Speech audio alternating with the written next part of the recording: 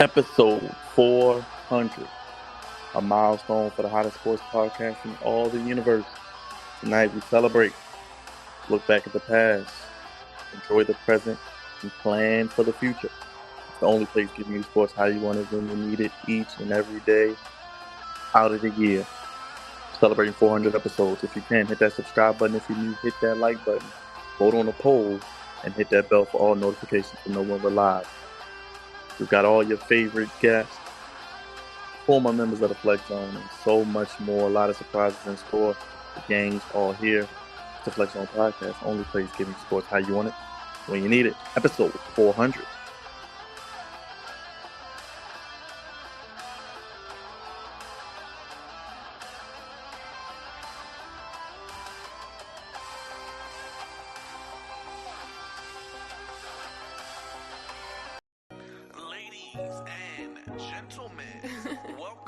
To the Flex Zone podcast.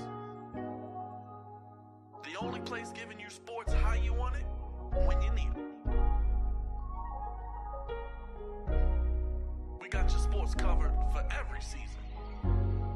We giving you sports when and how you need it. Flex Zone family undefeated. God's favorite host covers every season. Come join now, guarantee you not leave. Cause I bet when Raj join, he make the stream pristine. Dre the man, that's the savior of the stream. But he got more nicknames from the team. And we got the information here on stream. Then we got Cavante, that's the voice of reason. You can trust every word that he say this evening. It's the Flex Zone podcast that we believe in. Bringing you all the sports when and how you need it. Slam dunk that subscribe button. Hit stick that like button. Hawk smash that bell to keep up with us each and every season.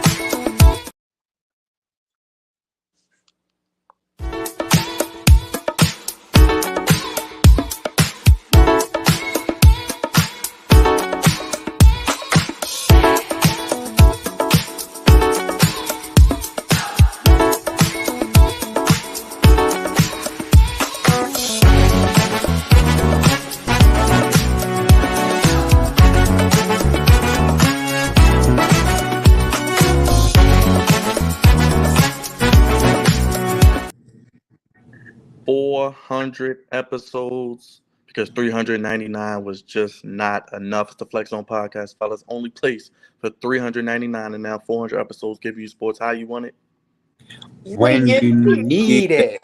You guys know episode 400. Everybody's in the building. If you're in here right now, hit that thumbs up. Vote on the poll. If you want to support us, you want to celebrate episode 400 with us, go ahead, super chat us, donate to the channel. It helps us out tremendously and allows us to keep bringing videos like that to you. Flex Zone 1, Twitter and Instagram, Flex Zone Podcast on TikTok, FlexZone1@gmail.com, and that Cash App, the Flex Zone 1 as well. We're bringing back all your favorite guests for tonight's episode, talking about all your favorite topics and so much more. God's favorite host here. Throw your ones up and acknowledge the head of the sports podcast table as we bring you 400 episodes and beyond. Batting leadoff, he is a social media producer. He's got his shades on in the light because he shines like a star. He is a social media producer. He is the meat man. He is the meat daddy. He is still celebrating his birthday. It is the man himself, the one and only, Big Raj. Big Raj. Finish him, Daddy. Finish him, Daddy. Daddy is here. And since Daddy is here, so you already know what time it is. It's time for us to shine. It's time for us to get it on tonight. We have plenty of guests, plenty of people to see. And of course, I got my shades on because I am the meat man. And baby, you already know how I get down. This next man is the voice of reason. He is the senior producer. He is the co-founder of this here podcast, the Flex Zone podcast, the only place giving you sports how you want it when you need it. It's Cravante. And you know what he likes to say? Well, now that's goofy. And it is episode... Well, now that's goofy. It's episode 400. Haters can't stand us. Left hand up. Commanders see who are we? The Commanders.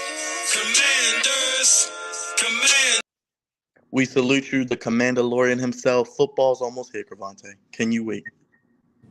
Nah, man. You already know. I can't. I'm waiting for training camp. Hopefully, we get out to Owens Mills to get a look at the Commanders and Ravens joint practice. I'm ready. We counting down the days. I think we had 50. We around 50 days or so. Yep. I cannot wait. But it's a very exciting evening for myself and my fellow brothers of the Flex Zone. Episode number 400. Episode 400 has been a long time coming, long journey. And we probably go down memory lane with a couple folks. So I'm definitely looking forward to it. Hey, last but not least, he is the birthday boy. He is the pride of the East Side, the savior, misbehavior, the visionary, the revolutionary of this here podcast. He's got his hair up like the antenna because he hears it all, he sees it all. From West Coast with love, he's still celebrating in Sin City.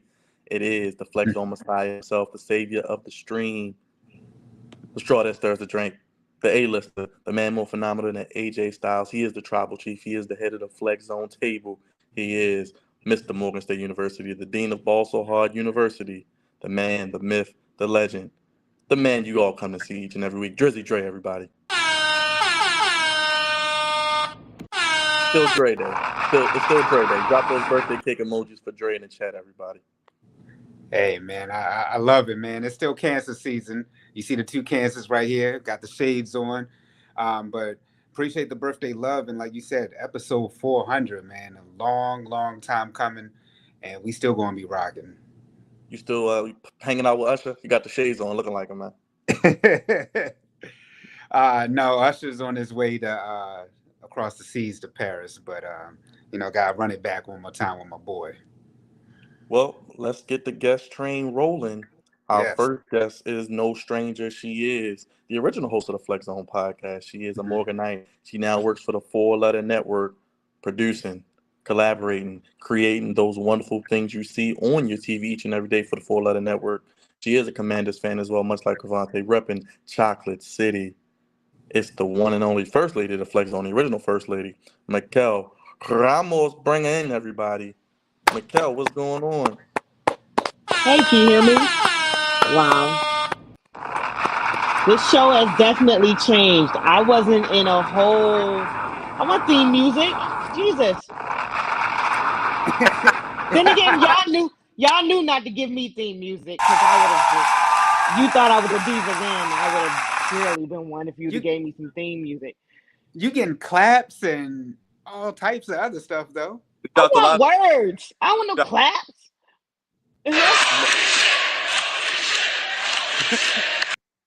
We give it to you all on the Flex Zone, Mikel. How you feeling? I guess. But y'all knew not to give me that because if y'all was calling me a diva, then I really would have been with some theme music. Oh my God.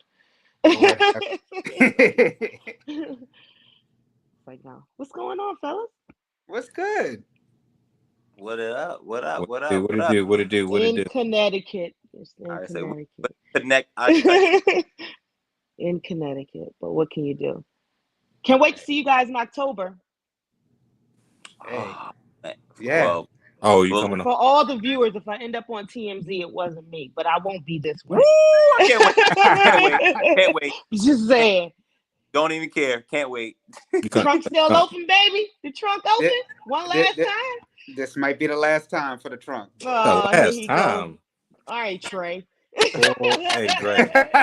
Don't do that. All right, do that. Trey. How is the whole ESPN experience treating you, Mikel? Oh, ESPN is cool.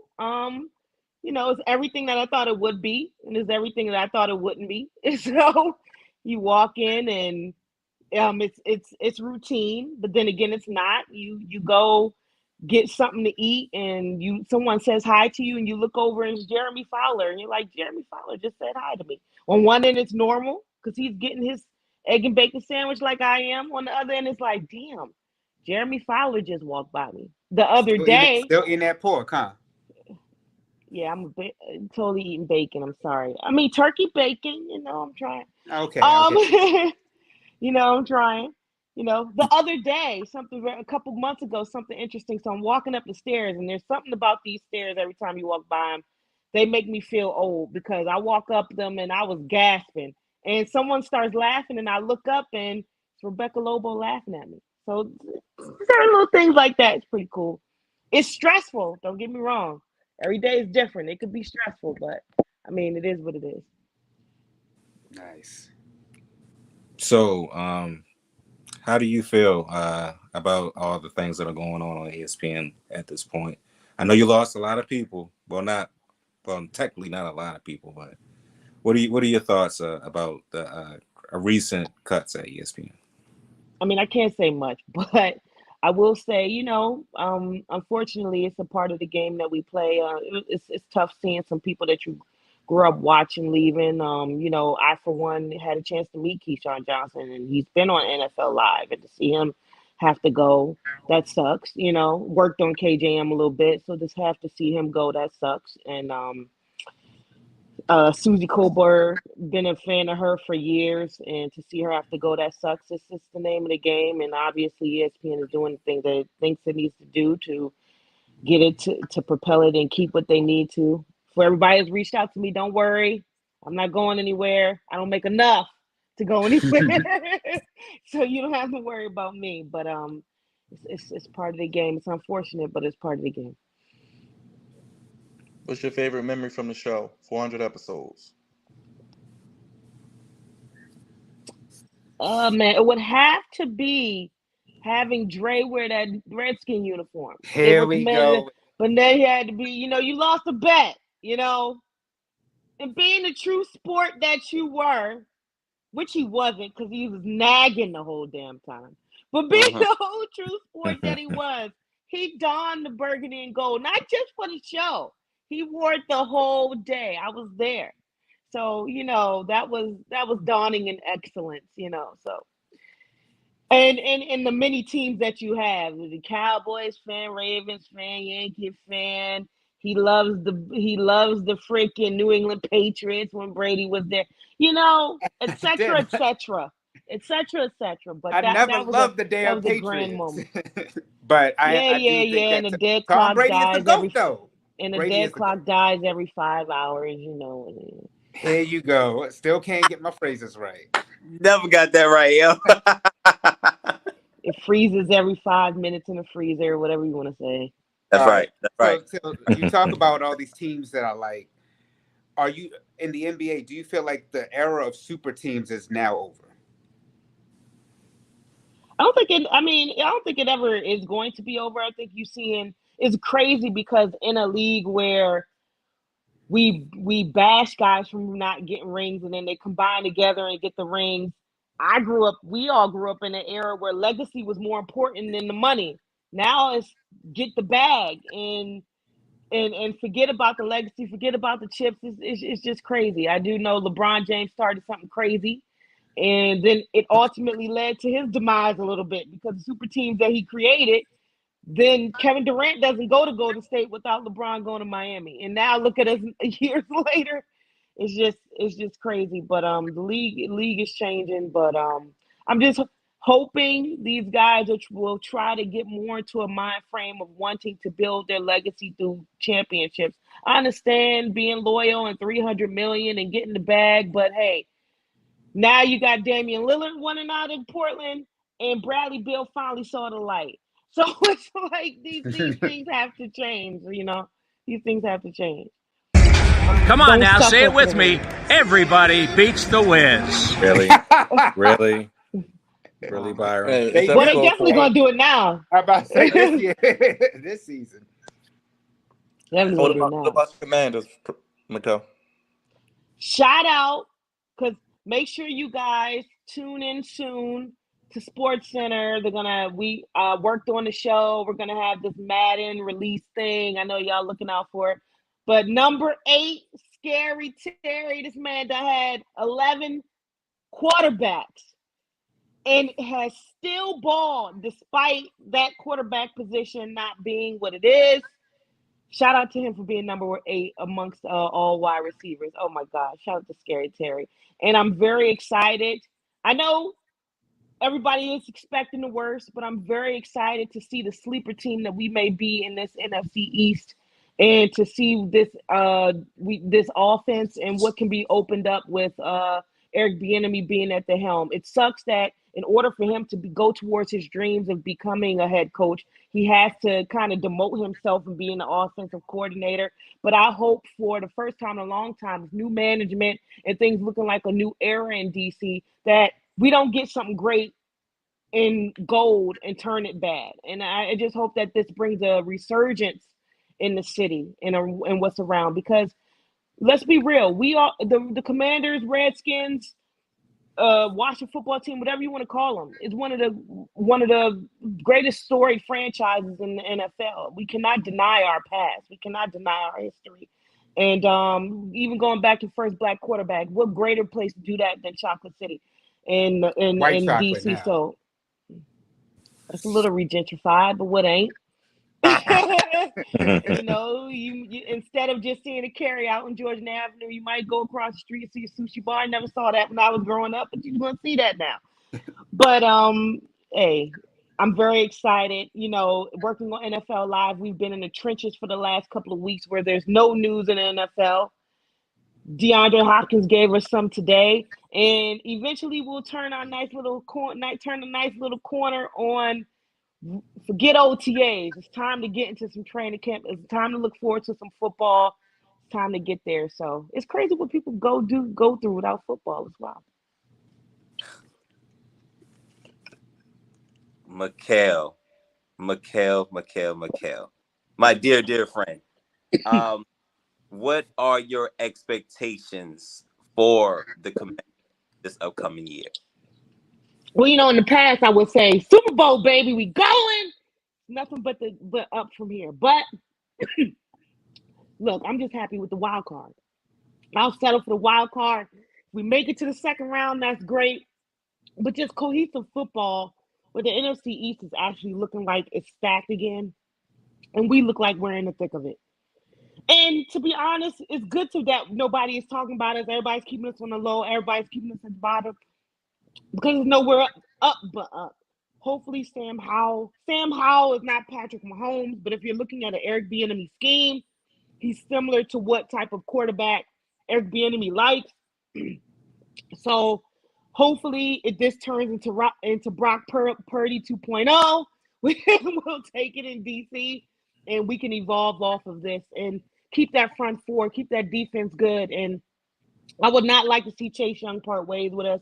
Hopefully he can ball out and get the contract he deserves. So at this point, I'm just expectant of a new era. I mean, this is it's really fresh, Cavante, after a long time. It's very fresh. And the optimism that you have, you could say, oh, hell, I know that's going to happen. But the optimism that you do have, now you could say, hey, it might actually happen. So, you know, I'm excited about that. I want to come home, catch a game, feel it for myself. I think this is good for the culture. Because when the Commanders, Redskins, whatever we are, when we are winning on a Sunday or looking like we could actually win, it's good. You feel good. You want to go to work happy. So, you know, it's great. I've been pitching all these ideas for the Commanders to end up on the show. I ain't got one yet. Watch when I leave NFL Live. We're going to be talking about this all the time. So it is what it is. It's gonna be a tough year probably, but it's gonna be a lot of growing pains, and I hope everybody is patient. And so that is the big thing, because we've got a big news today that saying like the finance committee, I believe, gave approval. So good. I guess that's another step into it being officially. So if the team gets sold, I don't care what happened this year. I ain't gonna hold you. I don't care, because that's step one. Because we've had this dark cloud over our heads most of our childhood. I will say this though. When the team has been winning, Dan Snyder is Dan Snyder. But when the team has been winning, it overcasts what happens in the front office. for a good while last year when we thought we could get into the playoffs and we lost those games to the Giants and there was momentum. For a minute, you forgot what was going on around you. What I will say is, he might have bought it for cheap when he bought it, Dan Snyder. And like you said, in our natural life, we've never seen outside of being, well, last time they did anything, I was 3. I didn't even know what football was then. So I didn't even get a chance to see what that was in my natural life. Hopefully, Lord, God willing, I'll be able to see it. Hopefully I'm not in my 60s, but we'll see.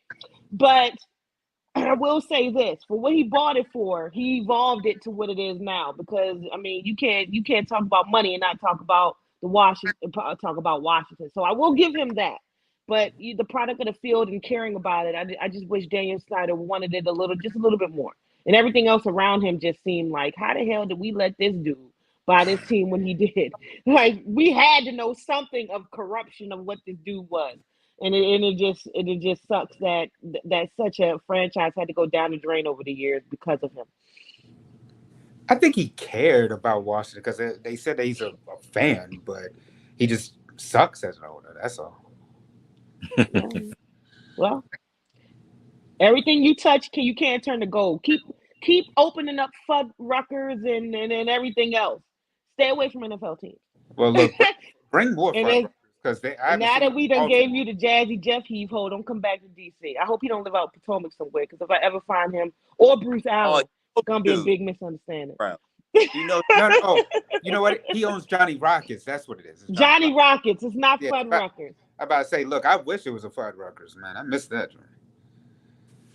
Oh fudge. Anyways, yes, go ahead, Raj. No, I was gonna say, anyways, Michael, I can't wait to see you at homecoming. Matter of fact, Dre, since you're a Morgan, since you're at Morgan every day, all day, besides right now, when is homecoming? I'm pretty sure you already know. Yeah, it's the first weekend in October. All right. October 6th. All right, yes. I've already circled it. You know why? Because when I moved up here, I started homecoming week, so I couldn't come. This time around, I said, yeah, I won't be here this week. It's all right. It's okay. That's okay. We're going to get you lit for homecoming. We're going to get you lit. Oh, yeah. I could taste the Old Bay wings now. I know you can. Give it up for me. Go ahead, Mikhail. Oh, before I go, I know you guys are going to get into this later. I understand, growing up all these years and seeing guys like Jerome Bettis and Cravante, Clinton Portis, and how much we ran on his back. It's so unfortunate to see how that running back position was so big then, and those guys got paid and continued with the consistency. And I felt some of the words going around the league from all the running backs, to see Jonathan Taylor post, hey, get me into the league. They say be your best. You do your best. You hype the organization up. And then after a while, they kind of sort of frame it, well, you're just a running back. When he said that, I felt that. And it really, truly sucks that in this new NFL, we talked about the new NBA, in this new NFL, running backs are like Shaq. You're not going to see a true center in this league anymore because Joel Embiid and everybody, they out there shooting threes. You ain't going to see nobody stay in the paint no more. And here we are in the NFL where the running back position, the bread and butter that helps you win, is interchangeable, and they think they can just pick and plug and put anybody else in there. And I understand both sides. I mean, you go back to those days of Todd Gurley and Zeke Elliott and guys like Le'Veon Bell getting them contracts, and look what happened. It did not pan out. But if you're telling me Saquon Barkley, Daniel Jones can get $40 million off of potential and what he may be able to do the next year, and Saquon Barkley, we're still trying to figure out what he can get, when we all know without Saquon, hopefully Daniel Jones does not have another excuse to not be what they need him to be in New York. It just sucks for those guys, and growing up in the era where you just love them guys, and it's just unfortunate. Hopefully something can pan out and guys like Josh Jacobs and those guys can get paid. Tight ends make more than running backs now, and we don't even know the market, and it's just crazy. So Well, Mikkel, we Hopefully we get that appreciate you feeling. coming on. Give it up for Mikkel, everybody.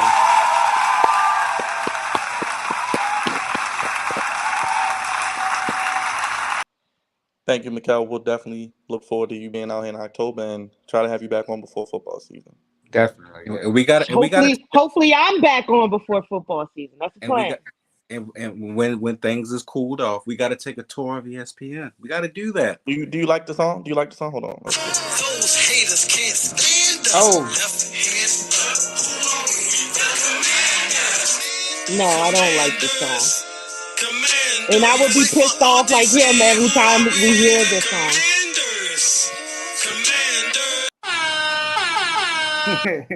Appreciate I felt you, like y'all Mikkel. did that to be funny, and I'm pissed off as he is hearing that damn song. It should never happen again. Let it go. Yes, we got to take a tour of ESPN. Give it to Jazzy Jeff Heave Ho is gone. Let Appreciate it go. you, Mikkel. We'll have you back on. Much love. Keep up the great work at ESPN. See you guys soon. Happy birthday, Dre. Thank I missed you. yours. I think I said something to you, Byron. I'm not sure. If I didn't, I'm sorry. Happy birthday, Roger and Crevante. August ain't nothing but a turnaround, baby. Just make sure y'all not on U Street, not being able to make it back. That's all I gotta say. Because I know if I know you like I know you. U Street. Thanks again, Mikkel. Appreciate you.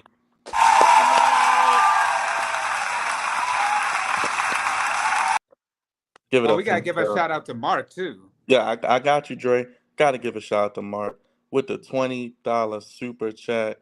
Big shout out to Mark showing us love. Appreciate you, Mark. Appreciate you, my brother. Shout out to Mark showing us love on episode 400 with a $20 super chat. You guys too can donate if you want. Super chat us. We appreciate each and every penny as we keep growing here on the Flex Zone podcast. Only place giving you sports how you want when you need it. Let's bring in our next guest. He's been waiting patiently.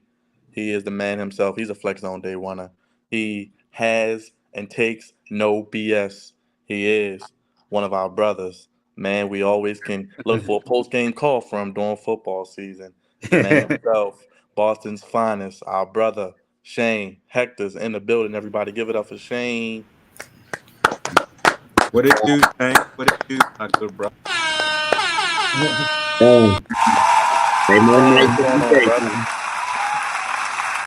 What's up, Shane? Man, listen, I've just been working, man. I finally recently I've been telling Cravante, is an offline that I finally built my studio. Is it to start doing my podcast again, and I finally got my company off the ground now. And then now this weekend I'm going to be heading down to Pocono once again to check out the NASCAR race. So I can't wait for that. So I'm out here working, man. Out here working still. My man out here grinding. I love it. That's right. That's right. We already know the lifestyle, bro. We already, already know. Shoot. 400 episodes. 400. Yes. Bro, it's like, so it's like a blur, right. 'Cause me and Dre way back when, it was just an idea at one point. Now to see us here, man, it's a lot of growth, a lot of maturity, and a whole lot of sports. a whole lot of sports, a whole lot of debates, a whole bunch of yelling, a whole bunch oh my God. You already know. I was there for some of that. That's the sad part. Right? Yeah.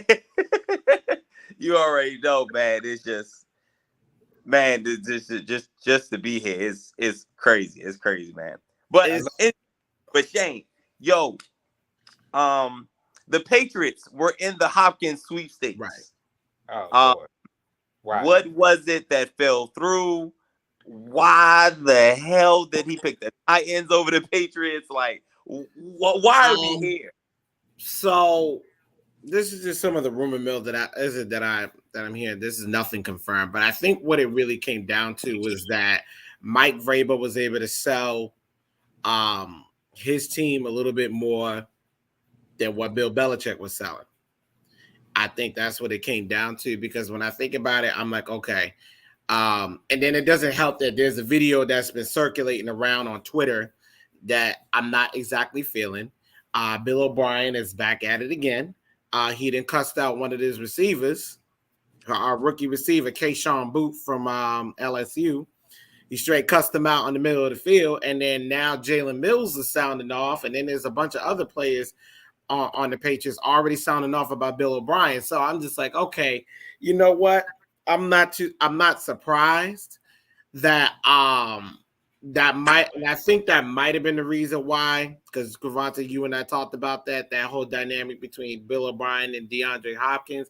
I think that might have been the straw that broke the camel's back, because now it's just like the Patriots are in a very precarious situation. You needed receivers because unfortunately last year was a lackluster year. You finished 8-9 when you definitely came off of a playoff season. You were 10-7 the season prior. Then this past season, you go 8-9. Your quarterback throws only 2,991 yards, 14 touchdowns, and 11 picks. He doesn't do well at all. And that was obvious because we were clearly missing Josh McDaniels. That was obvious. So you bring in Bill O'Brien to try to correct that. Okay, that's cute. We'll see what happens when the season starts. And then to go to court DeAndre the way you were courting them, because there was only one other team that really I thought could have taken it from us was the Titans, because unfortunately when I look at some of the other teams around the league, I knew Dallas was out of the running. I know Ashley Baker over at Fox Sports 1340, she posted a video and I had to laugh because I'm sitting here like, you do realize he was never coming to Dallas, but that is what it is. You know, Cowboys fans, they always have wishful thinking. But but when I heard that he was going to the Titans, I said Mike Vrabel probably sold him on the team culture. He probably sold him on, you know, what could be done. My only concern is, you know, that Ryan Tannehill is your quarterback. Ryan Tannehill is going to be your quarterback. And Will Levis, we don't know what he's going to do. So, I mean... Mark is funny. I can't help that. Put that back up, man. Hey, Mark is stupid, yo. So I got a question for you. Oh my gosh! So, all right, since the Patriots are in a precarious situation at the moment, where do you see this team going at, man? Do you see this team maybe probably being 500? Below, above? What do you rate the Patriots at right now? Right now, I definitely have us at the bottom of the division, which is not saying much. Because the problem with the AFC East right now, the AFC East just became arguably the most competitive division in football right now, because you got Aaron Rodgers over with the New York Jets, and you know they just got announced for the Hard Knocks. So we'll see how that works out. They ain't going to win. I can't. You can't really say that, because I mean that. The Jets really just needed a quarterback, and if Aaron Rodgers performs the way he performs, I think they're going to do very well. I mean, my expectation is that the Jets is not going to be low, because unfortunately, this is what people got to understand. That Jets defense was top 5 last year. Mm-hmm. It's just that they had Zach Wilson, they had Zach, and it's like you know, and now you bring in Aaron and you bring in his guys. So they're probably more than likely going to light it up. But it's just that the Bills right now are the de facto division champions right now for quite some time. They're just never going to win a Super Bowl, in my opinion, because they can't get out of their own way. And the Dolphins, their situation is kind of interesting, because they have the offense and they sometimes have the defense to get it done, but then they're inconsistent. You don't know which Miami's showing up each week. That's the issue with Miami. See, the Patriots, our issue is completely offense, because our defense, again, was one of the top defenses last year, but you wouldn't notice because our offense was ranked 27 last year.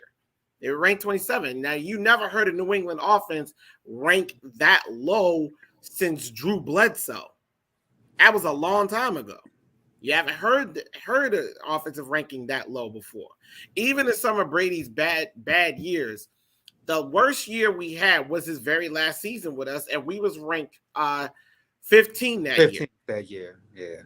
We was ranked 15th. And even then, that's still not bad, but it wasn't like, what we were used to seeing, but they still finished 12-4. So right now, my expectation of the team is not really that high. I honestly believe that they'll probably get the 500 because the division is so competitive, but they're probably not going to make the playoffs again. And unfortunately, this ain't going to be good for Belichick because there's some rumor mill going around that he's on the hot seat. Yeah. And not only he's on the hot seat, they feel like they have another coach that could take his potential spot. And the coach that they believe is the possibility would be Gerard Mayo, who was the former linebacker, as you all know, for the New England Patriots, but he's also our linebackers coach. And sometimes he coaches the defense from time to time. So I do think that the expectation is low. Yes, we added Juju Smith-Schuster. Yes, he brings in that Super Bowl ring he got from the Chiefs. That was cute. However, Juju is not a number one. He's not. The guy who's our number one, really and truthfully, is Devontae Parker. And unfortunately, we never really get to see what they could really do because of the way the offense looked last year. But we will see what happens this season. Now, they may surprise me and they might show up, but my expectation is probably going to be dead last in the division because of the way it's so competitive. Unless, of course, Aaron Rodgers plays the way he played last year. So who goes first, Mac Jones or Bill Belichick? It's probably going to be Bill Belichick first because Mac, he's still under contract, and Bob Kraft is the kind of on the day. Once he got you under contract, he's just gonna keep you there until the wheels fall off. It's just it's unfortunate for the Patriots because unfortunately, when you look at the state of college football right now, there's not too many decent quarterbacks. This recent class of quarterbacks was really pretty decent. It was a pretty decent class of quarterbacks, but this isn't. But in the next couple of years, I'm not sure where they're gonna stand. And more than likely, Kraft will probably get rid of Belichick first, and then I'm pretty sure Mac will follow suit right after that. Because unfortunately, New England fans, they're gonna run that boy out of town. Because me growing up in New England myself, growing up in Boston fans are ruthless. Boston, I'll just be honest with you, Boston fans are ruthless. The only other fans that are probably just as ruthless as us is actually two other cities that I could definitely name is Philly and New York. I thought you were going to say Chicago. Chicago, I don't know, because they're kind of wishy-washy sometimes. Them fans is a little wishy-washy. Like 1 minute they hate the team, the next minute they love the team. Philly, no, they're pretty consistent. Yeah. New York, no, they're pretty consistent. You mess up in New York, everybody in New York gonna know. So that's just reality. But Boston sports fans, no, they're very, very ruthless, and I'm pretty sure they're gonna run Mac out of town, especially since he already shown to everybody he's sensitive. He already shown that he can't handle the media. He already shown that he can't handle, taking the criticisms, that he's getting. So I'm like, if you can't handle that criticism, homie, you ain't gonna last very long in Boston. They'll get rid of you in a heartbeat. True. Yeah. Well, Shane, how can the people keep up with what you got going on, my brother? I know you talk about building a studio, the No BS show. When is it coming back? How can they follow you and see what you got coming up? Ooh, so right now, please like and follow me on shiz_29. No BS, no holds barred. That is also on Instagram as well. Please follow me there. You can also go to my my company page, which is undergroundsportsllc.com. You can follow me there as well. You can like all my content. Please, go there. And No BS will be coming back in August, right before the season starts, due to the fact that it's time. It's time. And I'm always telling people over and over again, underground sports, we're going to be a lot easier. We're going to be different. You know, right now I've only got 2 employees. One is my wife and one is my mom. Those are my only 2 employees right now. So, you know, and I'm pretty excited about the direction that it's going in. So that's where everybody can find me right now. Give it up, everybody, for Shane one more time. Maybe yes, coming back. Follow him _Fizz29.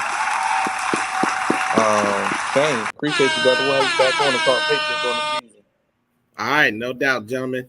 Appreciate you. Once again, give it up, everybody, for See Shane. you, Shane in the building. Dre, who we going to next? Are we going to Angela or are we going to Carlos? Let's bring up brother Carlos, man. Okay, we're going to bring up Carlos. We're going to keep the train moving. We're going to bring up member of Boston High University. He is an author. He is a revolutionary in his own right. He's a mentor. He's a very wise role model. It's the man himself, City College's finest, the man who's at every game, and the man who hopefully can bring some good juju to the Ravens this season. Carlos J. Avent in the building. Give it up for Carlos, everybody. There could never be a better way to be brought in than that. That's why he's the voice. That's why he's the voice. Carlos, what's going on? Sound effects. I appreciate them, by the way. What's up, my brother? How you feeling, Carlos? Hey, man, how you, man? How you, man? Hey, Roger, what's happening? What's going on, Carlos? What's going on? Hey, man, I'm good, man. I didn't even notice the hat. Like, he went from the shades to the hat. Okay. I mean, I got to match my brother on screen, man. I got to match my brother on screen. It's almost That's what we doing. That's what we doing. Real quick, before we get to the Ravens, Carlos, you did some new things with your book. Let the people know how can they support you and keep up to supporting the great things you're doing, my guy. Yeah, absolutely. Amazon, 10 extraordinary lessons from an ordinary dad. For those of you who need some dad lessons out there, it might be a new father yourself.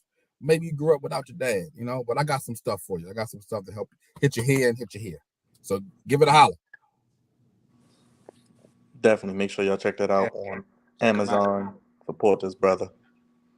So it was a birthday, right? I thought I heard there was a couple of them, right?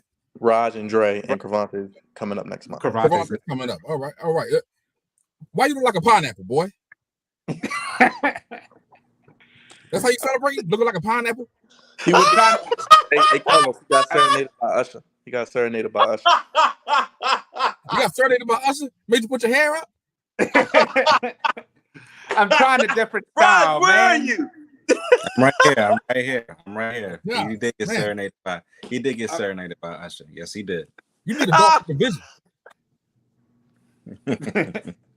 I'm still in Vegas, yes, but no, I didn't get serenaded by Usher. I'm lying. You was. Don't lie. Don't lie on these StreamYard streets. You've been serenaded by Usher. We know. So you're trying something new. This is new? This is something different, man. Yeah, something different. You need to go with the same. Yeah, how you roasting me on my birthday, man? Well, hey, look, you did it to yourself. Did it to yourself, boy. Look, not boy. Hey, look at. I'm 40 now. Things change. All right, okay. It's a whole different ball game now, baby. Carlos, we see the hat. It's almost that time, brother. Raj got his hat on. Is this team going to able to finally get the job done? I've been meaning to ask you this, man, because I say no less than the AFC Championship game, or I'm running hot over here. Yeah, AFC Championship, that game, that's the low bar. Lamar Jackson's paid. He had 5 first-round receivers on the roster. 5.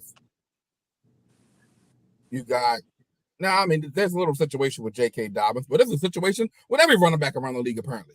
So we'll deal with that another time because in the background there's still Gus Edwards.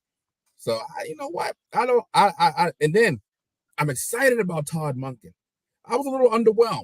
I'm gonna lie, I was underwhelmed when they first hired him.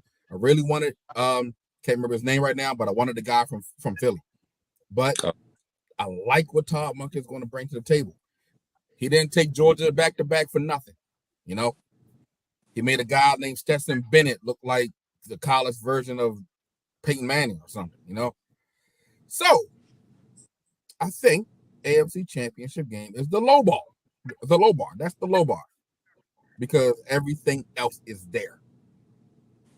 And if we don't get there, I'm looking at one person. Coach John Harbaugh. That's the only other factor that could get in the way of the next level at this stage, at this point. Defensive coordinator, change. Offensive coordinator, change. Schemes, change. Quarterback, paid. Wide receivers, upgraded. Who's left? Head coach. So we'll see. Now, since we got the Lamar situation handled, everything is kumbaya with the team right now. We smooth sailing. You know, they start training camp tomorrow, I believe. Rookies report tomorrow, yeah. Yeah, yep. Rookies report tomorrow. Who are you looking forward to seeing this upcoming season? Are you looking forward to seeing Odell, Zay? Like, who is your number one that you want to see flourish in this offense? I should say. I want to see OBJ flourish. I want to see him prove that his Super Bowl ring wasn't, just kind of handed to him because he got hurt in like the first play, right? And that's always that stigma that hovers over you. Well, I don't think it was the first play. I think it was the second quarter he got hurt. He was on the way to MVP before Cup took over. Before he got hurt, he was on the way to an MVP type of game. Right. I'm looking forward to seeing that comeback because I'm always rooting for the older guy because I'm an older guy. I'm 40 now. Yes. I'm always rooting for the older guy. Yes. So he's the older guy, you know what I'm saying? So I'm rooting for the older guy. I would love to see him kind of step in. We've been looking for the next Anquan Bolden since Anquan Bolden left, right? Mm-hmm. And I think he might be that guy that could step in and give us that move the chain yardage, that fear factor in the wide receiver room that we've been missing for a very long time, probably since Steve Smith, who was just on the tail end of his career, but he still gave us some pretty good production in 3 years. Just couldn't get over the hump, but yeah, OBJ, that's what I'm looking forward to, the old guy. How you look at this division? How does it stack up? Is it Ravens, Bengals, and everybody else? Are you buying the Cleveland hype? Deshaun Watson might show up. Are you believing at the Steelers? They're like the cockroaches; they never die. Yeah, they kind of are, right? I'll tell you this. I think that it is definitely Ravens and Bengals. Somebody got to win it. Somebody got to get that wild card. I think between Ravens and Bengals, that's the way it's going to go. I'm not naive enough to say that we're just going to steamroll over the division. Although I would like that, but being realistic here, the Bengals is a very formidable team. They're a very formidable team. Still got a very formidable quarterback, wide receiver. I mean, where do they have a weakness? Even their kicker is like the next Justin Tucker. So there's a lot of different things to consider there.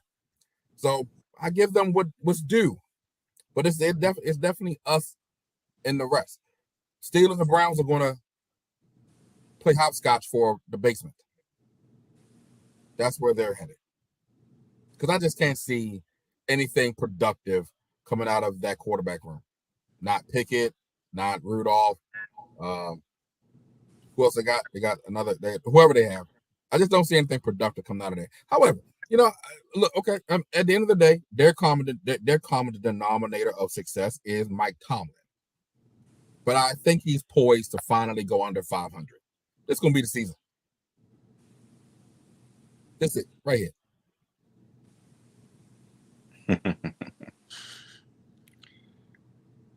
Go ahead, Dre. Dre, you want to ask him about from one tribal chief to another? Yes. You want to ask him?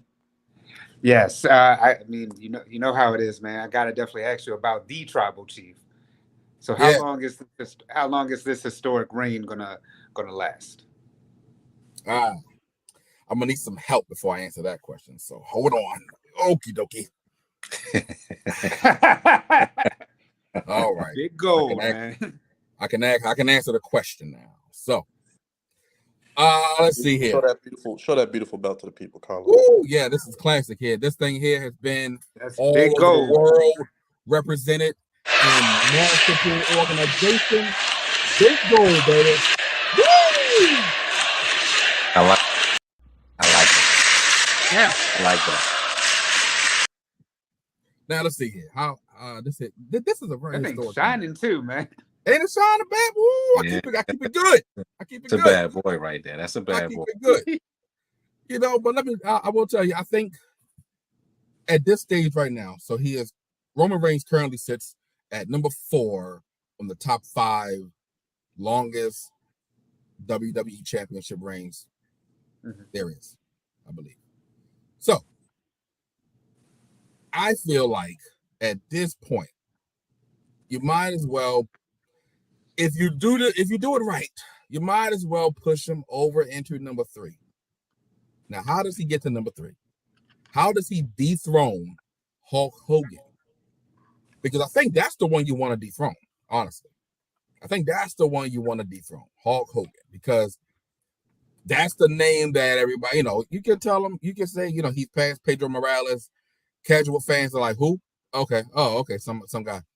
You can say he's past, Bruno Sammartino's second reign. Okay, who's Bruno? Oh, that's the Hall of Famer guy. But you say Roman Reigns past Hulk Hogan, now you got casual heads turning. But in order to do that, he's going to need to make it to September of 2024. Now, can they keep this story going for another year and 2 months? I think it's very possible. But that means, he's going to have your guys, everybody's favorite looking up at the sky again at WrestleMania, currently penciled in Roman versus Cody Part 2. But he would have to go over him again, though. So I don't know, man. I don't know. But if I say this, if he does not lose at WrestleMania 40, then you might as well keep the train rolling, have him pass Hogan, then he drops it somewhere in the near future from that. Yeah, because he's definitely going past Bruno, but like you said, Hogan will probably be the one. But after that, I don't see him passing Bob Backlund. And he definitely passing Bruno's. Yeah, no one there. No one's passing Bruno. I mean, Hogan is at 1474, I think. Yeah, 1474. Yep. So the next one he got is Bruno at 1237. Right. Yeah. Right. Okay. So he'll pass Bruno's second reign, and then Hogan he's going to pass Bruno's second reign probably by the end of the year, like somewhere around the end of the year, January. But to get to Hogan, you need 1474. That's definitely next September. Mm-hmm. Yeah, it can be done if they do it right. You can still kind of finagle the whole bloodline storyline. You keep, like, maybe at this point it's kind of crumbling. Maybe Roman kind of rolls solo for a while. No pun intended. But maybe he rolls solo for a little while. And then somewhere in there's a faction that's giving him some problems. He gets his ooses back. Let me take you back to 97. That's what Bret Hart did. Bret Hart and the Foundation. Got the Foundation back together. No, it was 96. Got the Foundation back together, right? Remember Owen and British Bulldog crying in the ring? Big hug. Everyone get together. Now the Hart Foundation's back. I would take a page out of that storyline. And I think that would kind of help keep it going, and then because there's other factions that you can build up here. You got, you can always keep the Judgment Day strong, keep them going. You could always, there's something brewing here with Bobby Lashley and Street Profits. Maybe that's your angle there, but there's a good way to keep the story going, keep it interesting. Take Roman all the way through surpassing Hogan. That'll be a big deal. That'll be a big deal in the industry, especially in the modern era. Who would you like to see come back in WWE, even if it was just one last match? The Rock, hands down. The Rock. Staying on the bloodline thing, right? This storyline has been almost swinging a revolving door open for him to insert himself at least 3 times in the last 3 years for big matches, right? Like the storyline was perfect. They even teased it in Young Rock twice. Nothing. I feel like The Rock owes us a retirement match. He owes us a retirement match. You don't think that him and Cena was the retirement match? No, not really.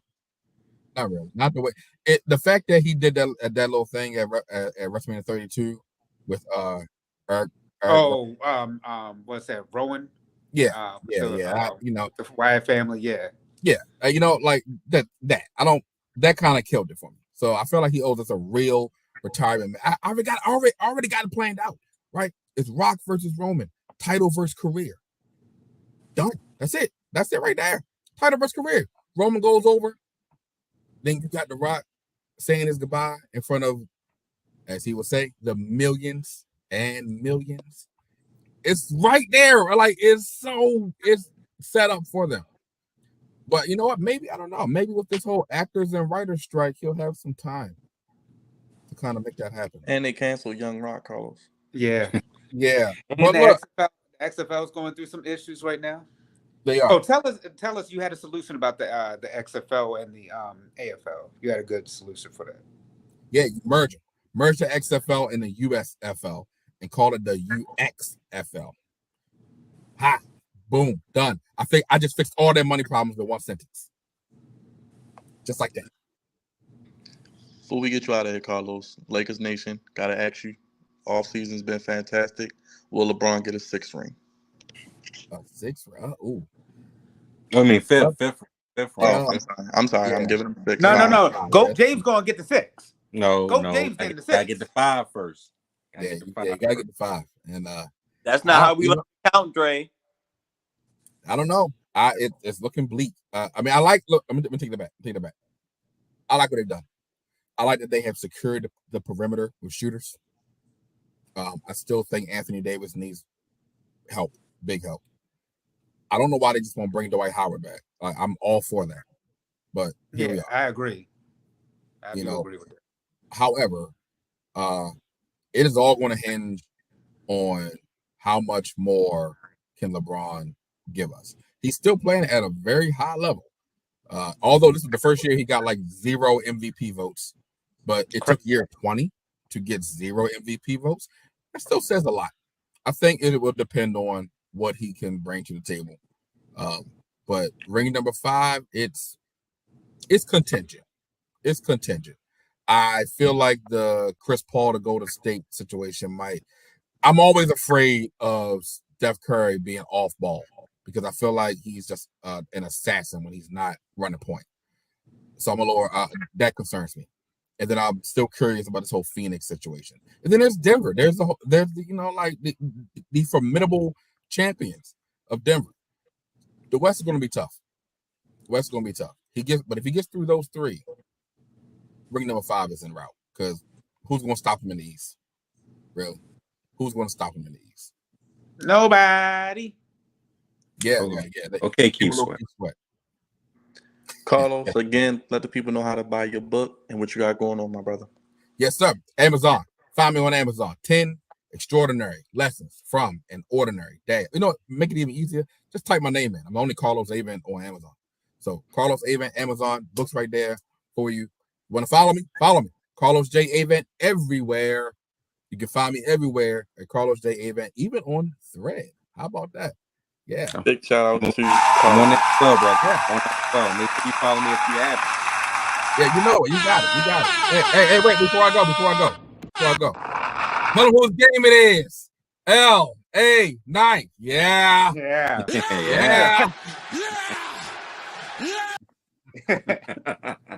Thank you, Carlos. Appreciate you, my brother. Absolutely. We'll have you back on before the season. I'll be here. Yes, sir. Thanks again. Sir. Give it up to Carlos, everybody. One more time. Let's keep the train moving.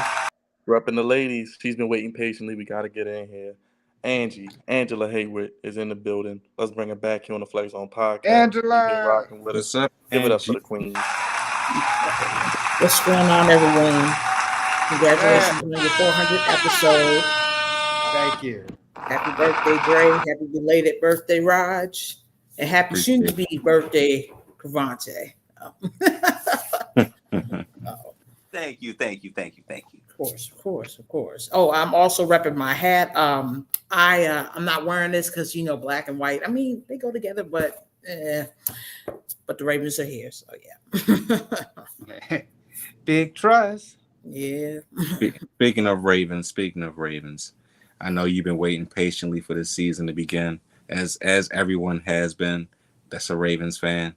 What are your expectations going into the season, and what do you want to see happen during the season? I should say. Definitely. So first and foremost, I want to see Lamar be healthy. I want to see him at least finish a whole season, and not just him, but your running backs, Dobbins, Edwards, even OB, everybody, especially on offense, has to stay healthy. My thing is, I'm very excited to see the Ravens because of so much that they added on this offseason, finally getting rid of Greg Roman. So now is the time where there's really no more excuses. And like Carlos said, if nothing works this year, then Harbaugh needs to go at the end of the year. But basically, my thing is, if the Ravens stay focused and don't beat themselves, I can see them going very deep into the playoffs this year for sure. So, yeah. So, who do you feel like will win a Super Bowl first, Jalen Hurts or Lamar Jackson? Ooh, jeez.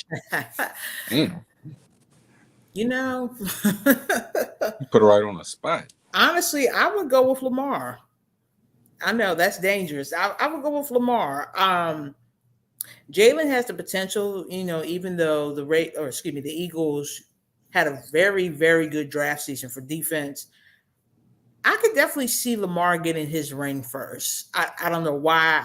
I have a feeling. But again, Lamar has to stay healthy. If he stays healthy, does what he needs to do, get down when you need to get down, throw the ball out when you need to, more pocket awareness. I could see Lamar getting the ring before Jalen, actually. So just got to wait and see. Sheesh. I think I think the thing about that is the gauntlet for Lamar Jackson is way harder than the gauntlet for Jalen Hurts. So I think Jalen Hurts will probably have a better opportunity to go back to the Super Bowl with the team that's around him. But I think Lamar Jackson makes it to the Super Bowl, he got it. I think if he gets there, I don't foresee him losing. Yeah, I agree. I don't see him, especially working that hard to get to that moment. I think he'll definitely give everything that he's got and really put that team on his shoulder for real. So, yeah.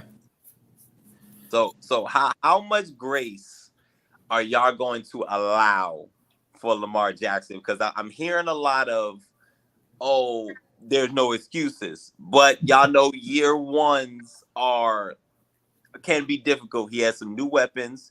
He has a new offensive coordinator. How much grace? And this is for you, Angie, and it's for the panel. But how much grace are you going to give Lamar Jackson specifically?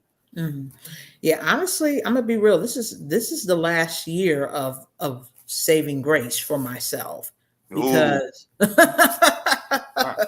because I love Lamar the person. I really, really do. He's very humble. Gets back to the community. Football wise, I mean, I'm with him 100% all the way. But again, that thing that keeps coming back, he's got to stay healthy. But I really think that this specific season that he's going to prove a lot of people wrong, with especially stepping up in the passing game. I mean, he has tons of weapons. Nelson Aguilar, you got Zay out there who I'm excited to really see. They've been saying mini camps and working with Lamar off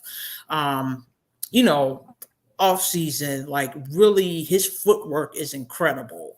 You have Bateman, so there's less pressure for him this year, even though he's a little bit of an injury bound player. But I'm excited to really see the offense open up. And even there was something that the offensive coordinator said, Todd, in a meeting with the new managers, he basically said, to sum it up, you have to get the ball to your best players. If you do not get the ball to your best players, they're going to lose that momentum, and they're not going to be consistent. So I like his mentality. So, but yeah, I'm not going to lie, this is the last giving grace, but I'm humble. I have a feeling like a lot is going to change. Something's about to pop off in Baltimore. So, do you think that Lamar will get another MVP? Definitely. Definitely. Now, I don't know if it's for running, but I could say maybe passing, because again, he has several weapons that he can throw to now. But I definitely think he's going to get another MVP for sure. For sure. I mean, that's only right, because he's in the MVP race. Anytime he's healthy, as you said, to your point, man, he's a couple times he's been right there. He's always in the running. If he's healthy, he's always in the running, because if the Ravens win, 9 times out of 10, it's because of him. Yeah. Mm-hmm. Yeah. He's the definition of, I'm going to put the team on my back. We've all seen it before. I know he hesitates now with running because, he wants to reserve his legs and not everybody criticize him as a running back. But Lamar finds ways to get it done, and he's always setting some type of record. So I definitely, hands down, see him getting another MVP in something at least. So, what is your final record for the season? Oh gosh, I'm going to be honest. I haven't really sat down and looked at the schedule specifically. I know the first few weeks were on the road, but my first suggestion is probably going to be 10-6, perhaps wild card. Other maybe 11, maybe winning 11 games, perhaps. But I just really see them. I really either see them, one, being a very, very strong wild card contender, or two, really being being able to host a playoff game at home, maybe a divisional round.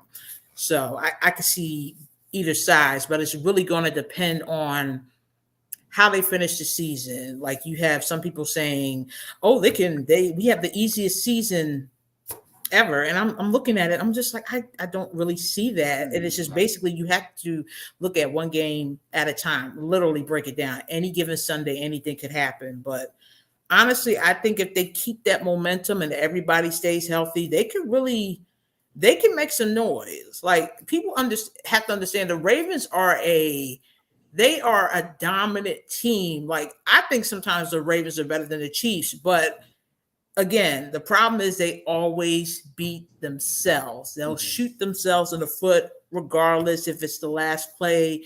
But if they can stay consistent this year, they definitely have a chance of making some noise. Like Carlos said, I really think it's going to come down to the Ravens and the Bengals for the AFC North. All right, let me ask you this one last question. And who's more likely to go to a game in December, me or Cravante? Oh my goodness! Shoot. Wait. What kind of game? We talking Ravens or Commanders? What we talking about? Talking football, period. I'm gonna say, I'm sorry, Cravante. I love you so much, but definitely Dre. Because okay, cool. As long as I answer, now, Ravens Commanders, I ain't going to nobody's game in December. Nobody. Keith Sweat. Nobody. Okay, that's the thing. Keith Sweat reference today. Oh wow! Bro, he ain't even going. He ain't even going in November. Bro, you gotta catch me before homecoming. Yeah. If he goes to a game, he's gonna be throwing skip cards all over the field, just throwing them like the dude in X-Men, just whop. That's the only time I go. Other than that, nah. I ain't going. I'm sorry. I ain't going. I know. Please. That you spoke truth. That is the truth. The truth around here. Angela, how can they keep up with you, Angela? Okay, yeah. So I'm on TikTok. I'm under just okay. Yes, TikTok. Yes, JA Desserts. I'm also under the Baker DABAKER 87 Instagram JA Desserts. And also, you can find me on the web, www.justangiecookiesanddesserts.com. I'll leave a link for my podcast, my Flex Zone crew, if y'all need to reach me. Yeah, drop it in the comments, and we'll. Oh post yeah, it. definitely. And Yeah, show I love got to you, Angela. We appreciate you, and we're gonna have you back on come football season. All right, appreciate y'all. Everybody Congratulations give it up. again. Thank you. Thank you. Thank y'all. Thank you. Big ups to Angie. Let's keep it moving. It's a fellow Commandalorian Cravante. Got somebody, bro. Yes, another Commandalorian. Our brother from day one. He has his own podcast. He's going to tell you all about it. The man himself, Tristan. TV's in the building, y'all.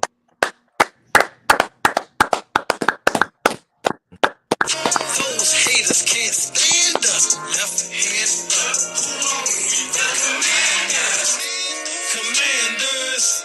Commanders. We fight for RDC. Who are we? The Commanders. Tristan, what's up, my brother? What's going on? What's going What's on? up, bro? Listen.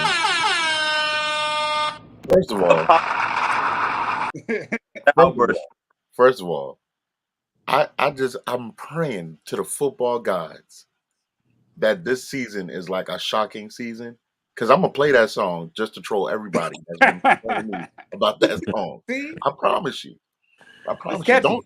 Don't let Sam Howell look like what Tim Tebow was supposed to look like in the NFL. Don't let it happen. Oh boy! Don't do that to Tim Tebow. Don't let Tim Tebow was a good quarterback. Tebow was not what? He was a good what? Tebow was a good quarterback. You know was a good what? He was not. Tristan, I know we're supposed to be talking about the Commanders, but come on, man. The only thing You that was can't good tell about me that Tim Tim Tebow in the NFL was that he brought more people to Jesus. That's it. You can't tell me, bro. He took that dead dog Denver team to the playoffs and won a playoff game. The defense took that dead dog Denver team and won a playoff game. Did you not see the way that he was? Look at the throw that he did to beat the Pittsburgh Steelers. The man won a game with 2 passes. Hey, and look, and Jesus turned water into wine. We've seen miracles happen. Things can happen in the NFL. Anyway, Tom Brady winning the Super Bowl against the Falcons was a miracle. Yes. Tim Tebow winning the playoff game was luck. Yes. Difference. Do you know why, all the old Steeler players get interviewed except for Ike Taylor? It's because of that. It's the reason we don't hear from Ike Taylor anymore. It's a reason. Ike Taylor. But no. Now they put that man on the block list. No, but I want to say I'm so grateful to be on the show, honored to be on the show. 400, congratulations to you guys. You guys have been doing this thing. As you know, I'm a podcaster, so we all know how challenging it is to keep this thing going. So let alone to get to 400, man, that is kudos to you guys. Kudos to you guys on an awesome job, man. Awesome job. What's your show, Tristan? Because I know you got your podcast. I know you rolling. You doing. Yeah, man. Yeah, you know, I'll be doing crazy things. So I saw y'all had my girl Mikkel on. You know, we're gonna be back soon. Roland Ramos will be returning. She's doing her thing at the 4-letter building. So, let her do her thing and shine, but it will be returning. My current podcast now is Just a Fan Podcast. Just a Fan Podcast. We strictly talk about everything football. It's a complete football show. We talk about college football and the NFL. So, we're ramping up. We're on every Tuesday at 9 p.m. Eastern, 8 p.m. Central. 9 p.m. Eastern, 8 p.m. You can find us everywhere. Facebook, Twitter, Twitch, YouTube. We're everywhere. 9 p.m. Just search Just a Fan Podcast. We're there. So since we're talking about the Commanders, let me ask you, Do you guys think that you're going to get Caleb Williams? No, I think Caleb's going to Tampa Bay. You think Tampa Bay is going to be that bad? Have you seen the quarterbacks during minicamp? Yeah, bigger. It's all bad. They got bigger down there. If I was Caleb Williams' agent, I'd be like, look, start looking for real estate down there. Wherever Tom Brady had his house, go see if you can get around that neighborhood. You know what I'm saying? Change your number. Just go ahead. Just go to the 305. You ain't got to be in Tampa. You could be right in Miami. Just go play in Tampa. You ain't got to stay in Tampa. You ain't got to do that. You know what I'm saying? Like, for one, I don't think the Commanders are going to be as bad as people feel. I think we have like the 10th or 8th like most difficult schedule, and I get all that. Sam Howell, I'm proven. I get all that. I think what my cautious optimism is, one, the offensive line has improved. They've made some moves to improve the offensive line. That's one. Two, having Eric Bieniemy and Ron Rivera really giving Eric Bieniemy total control of that offense. He said it numerous times in meetings. It's like it's Eric Bieniemy's show, and he's just there just to be there. But it's his show. I'm thinking with his creativity, with the weapons that are there, having a healthy Jahan Dotson, having a fully healthy Curtis Samuel all through the all season working. We already know what Scary Terry is. Shout out to Madden, having him 92. That's what's up. Like, I think they're not a team where I'm like, oh, we're going to go to the NFC Championship or anything like that. But I do think they're a team that can crush some people's playoff hopes. I do think they're a team that could possibly get into the wild card. I think I watch a lot of college football. Anyone that knows me, I'm very, very keen about quarterbacks. I have a saying. One of my co-hosts, he always says I'm not always right, but I'm more right than I am wrong. And that's how I am when it comes to quarterbacks. I watched Sam Howell not the year he was drafted, the year prior. When people projected him to be number one, possibly just at least in the first round.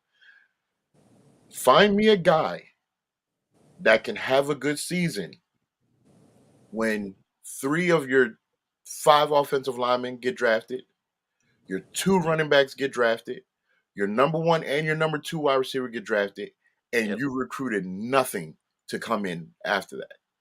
Like, find me a quarterback that can be that successful. So yes, was there some refinement? Are there some tools that he had to clean up? Absolutely. And if anything, I feel like those tools got exposed because he was bereft of weapons at North Carolina. So now him being a rookie, sitting behind, trying to go through all the motions, and then him having a full offseason with Eric Bieniemy and having Jacoby there, because Jacoby is a great locker room guy, great veteran QB. I look at Jacoby as kind of like the new age Josh McCown. Y'all know how Josh McCown always got a job, but he was always great for the locker room. If you had that's how I look at Jacoby. So you have the right tools around Sam Howell. So now this is kind of, for me, I'm looking at it as kind of like a sink or swim, but I feel like he's going to swim more than sink, because you just can't.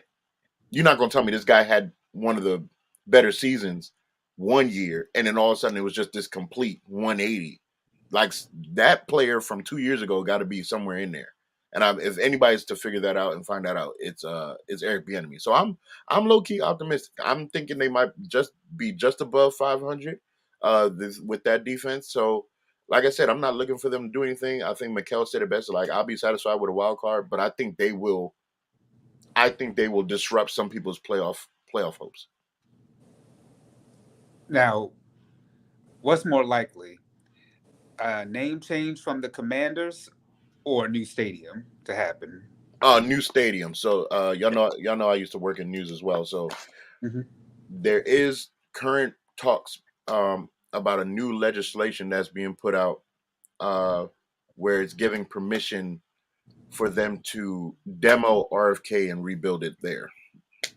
So that is very much perfect spot. There's very much a possibility. So I will say, before the name, I'm definitely going to go with the stadium. That's going to be fixated on the mind of the new owners. Y'all know how Magic is. Magic, as soon as he gets a team, he's going to build something. So that I know is coming in short order. I mean, look what he did at Morgan. He built something. So you're right. Exactly. You put that magic smile to it, baby. That magic smile. Hey, listen. A Super Bowl championship is the only thing he hasn't won as an owner. Super Bowl championship is the only thing he hasn't won. So I'm praying for the magic good juju. Man, look, man, we hoping for you. Well, listen. Now I know because I know some of y'all are Ravens fans. Now listen, in my mind, if the Ravens don't get to the AFC Championship, it's a fail. Mm-hmm. We agree. That's where I'm at. Yeah. There's no excuse now. No excuses. If they You're don't right. get to the AFC Championship, it's a fail. Okay, because no one wants to say this because everybody loves Josh Allen. Everybody's such a fan. No one wants to say this. That window. No, you're right. Especially That with was that it for the coach. Bills. Last year was it. That was it. You ain't sniffing that. You ain't sniffing a Super Bowl. That was it for the Bills. What Miami has done, what the Jets look like they're going to be doing. Now we know the Patriots are going to be in the cellar for a little while, but their division alone between Miami and the Jets, you already know the Bengals are going to be coming with it over there in the North. Pittsburgh's going to be better. You already know what the Ravens are delivering. You know what I'm saying? We're going to see how if Deshaun Watson's kicked off the rust over there with the Browns. But it's just so much happening in the AFC. Oh, the The Jags. Bills had a 3-year window where they were supposed to capitalize on this, and they did not. And you want to know why? Non-consistent running game. And that really propels me to the point where I'm talking about this whole thing going on with the running backs and all that stuff. Look at the last few years. You can even date back all the way to Brady's Super Bowl against Atlanta. Every time you needed a play for a championship, it was a running back that got the play. It wasn't somebody throwing crazy numbers. It wasn't a wide receiver that was dominating the game. There was a running back that got hot at the right time. Playoff Lenny got the name Playoff Lenny when Tampa Bay went on their Super Bowl run, right? Mm-hmm. Leonard Fournette all of a sudden become Playoff Lenny. You know what I'm saying? Like when we look at Kansas City, we know what's great, the greatness of Patrick Mahomes and all that stuff. But it was the rookie running back from last year that was steaming away. So I don't know where this thing about we could just do away with running backs here and there and all that stuff. And I understand we saw a couple people with the money and it kind of fell over. Le'Veon Bells of the world, Todd Gurley's of the world, Zeke Elliott's of the world. We get that. There's got to be a happy medium somewhere where you can satisfy these guys, but also not put all your eggs in the basket because you do run them into the ground, especially now that you're opening them up to be more than a running back, which is even more why they should get paid. So other than the quarterback, they're the ones probably touching the ball the most on the field. So, I mean, for first of all, for the Raiders to not give Josh, I don't understand that. Y'all got Derek Carr walking out the door. Devontae ain't happy. The least you could have done was plant Josh Jacobs there to say you got a bull. So I don't understand that. Kristen, that's Josh McDaniels. Every time. That is fine. Doing his best Josh McDaniels impression. That is fine. The only thing Josh McDaniels did good was draft Tim Tebow. Oh, Jesus. Listen, my heavens. But you knew I had to sneak it in there. I've had people on my show. They'll probably be there tomorrow. I have people on my show that will tell me, oh, we're better off without Derek Carr. We're glad that he's gone. I said, y'all gonna miss Derek Carr. I told them, I said, listen, in the middle of the season, when y'all really struggling between Jimmy G and I forgot who the backup was, Brian Hoyer? No name. Oh, yeah. So between those struggles with the Raiders, y'all know that meme that they got with Wolverine holding a photo of Jean Grey in the bed? Yes. Oh, I'm gonna make that with Derek Carr because y'all gonna miss him. I don't think for what Derek Carr has done, you look at Derek Carr's career, the man had I think 5 or 6 head coaches, 9 offensive coordinators. The man been in the league for 9 years. I don't understand how y'all think that was going to equal a great quarterback play. And then the one time that he had back-to-back years with the same playbook, the man almost won the MVP. So clearly, if you give him some consistency, he'll be okay. But they said they're fine. They said Jimmy G is better than Derek Carr. I've had people tell me that, and I'm like, I don't know what kind of bleach you drunk or what have you. But okay, we gonna see. But we already know it's gonna be a dumpster fire over there. I will say the stadium does look nice. Oh, the stadium is fantastic. That's the only thing they got going for them. Oh, the stadium is beautiful. Oh, I mean, I'm playing. Me and a couple of my boys debating if we're going this season. So we have a thing where we every season we choose what stadium we're visiting. So last year we were at Jerry World. We're trying to decide if we're going to go to Candlestick or go to Vegas. It depends on the dates, but we're gonna figure out which one we're going to. So yeah, that's definitely on our list though, for sure. Tristan, how can the people keep up with you and watch your content? Just a Fan Podcast, right? Listen, man. Yeah, man. Listen, y'all can find me anywhere. Just search Tristan TV. I ain't too hard to find. Ain't that what Coach Prime said? I ain't hard to find. That's it. And shout out to Colorado. I hope they do well. I mean, he's been getting slandered out here. I really hope they do well this season. I'm going to be watching. Specifically his son. His son is graded to possibly a Heisman candidate. So I'm interested to see how he does. But yeah, you guys can find me anywhere at Tristan TV. Again, follow the podcast, Just a Fan Podcast, every Tuesday 9 p.m. We're on Twitch, we're on YouTube, Facebook, Twitter, we're everywhere. Be sure to follow. We're on TikTok, we're on Instagram. Follow us everywhere. Just a Fan Podcast. You'll see us. We're going to be talking tomorrow about the running back situation.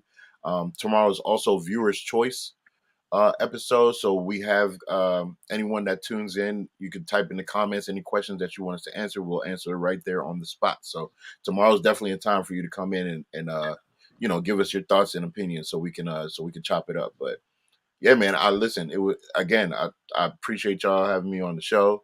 I love you guys. All y'all are family. I'm proud of y'all for what y'all been doing. It's love because I got a wife and a 2-year-old and I got to get up in the morning. I stayed up. So I love y'all. I appreciate that too, man. Appreciate you, man. Appreciate you, Tristan. Appreciate it.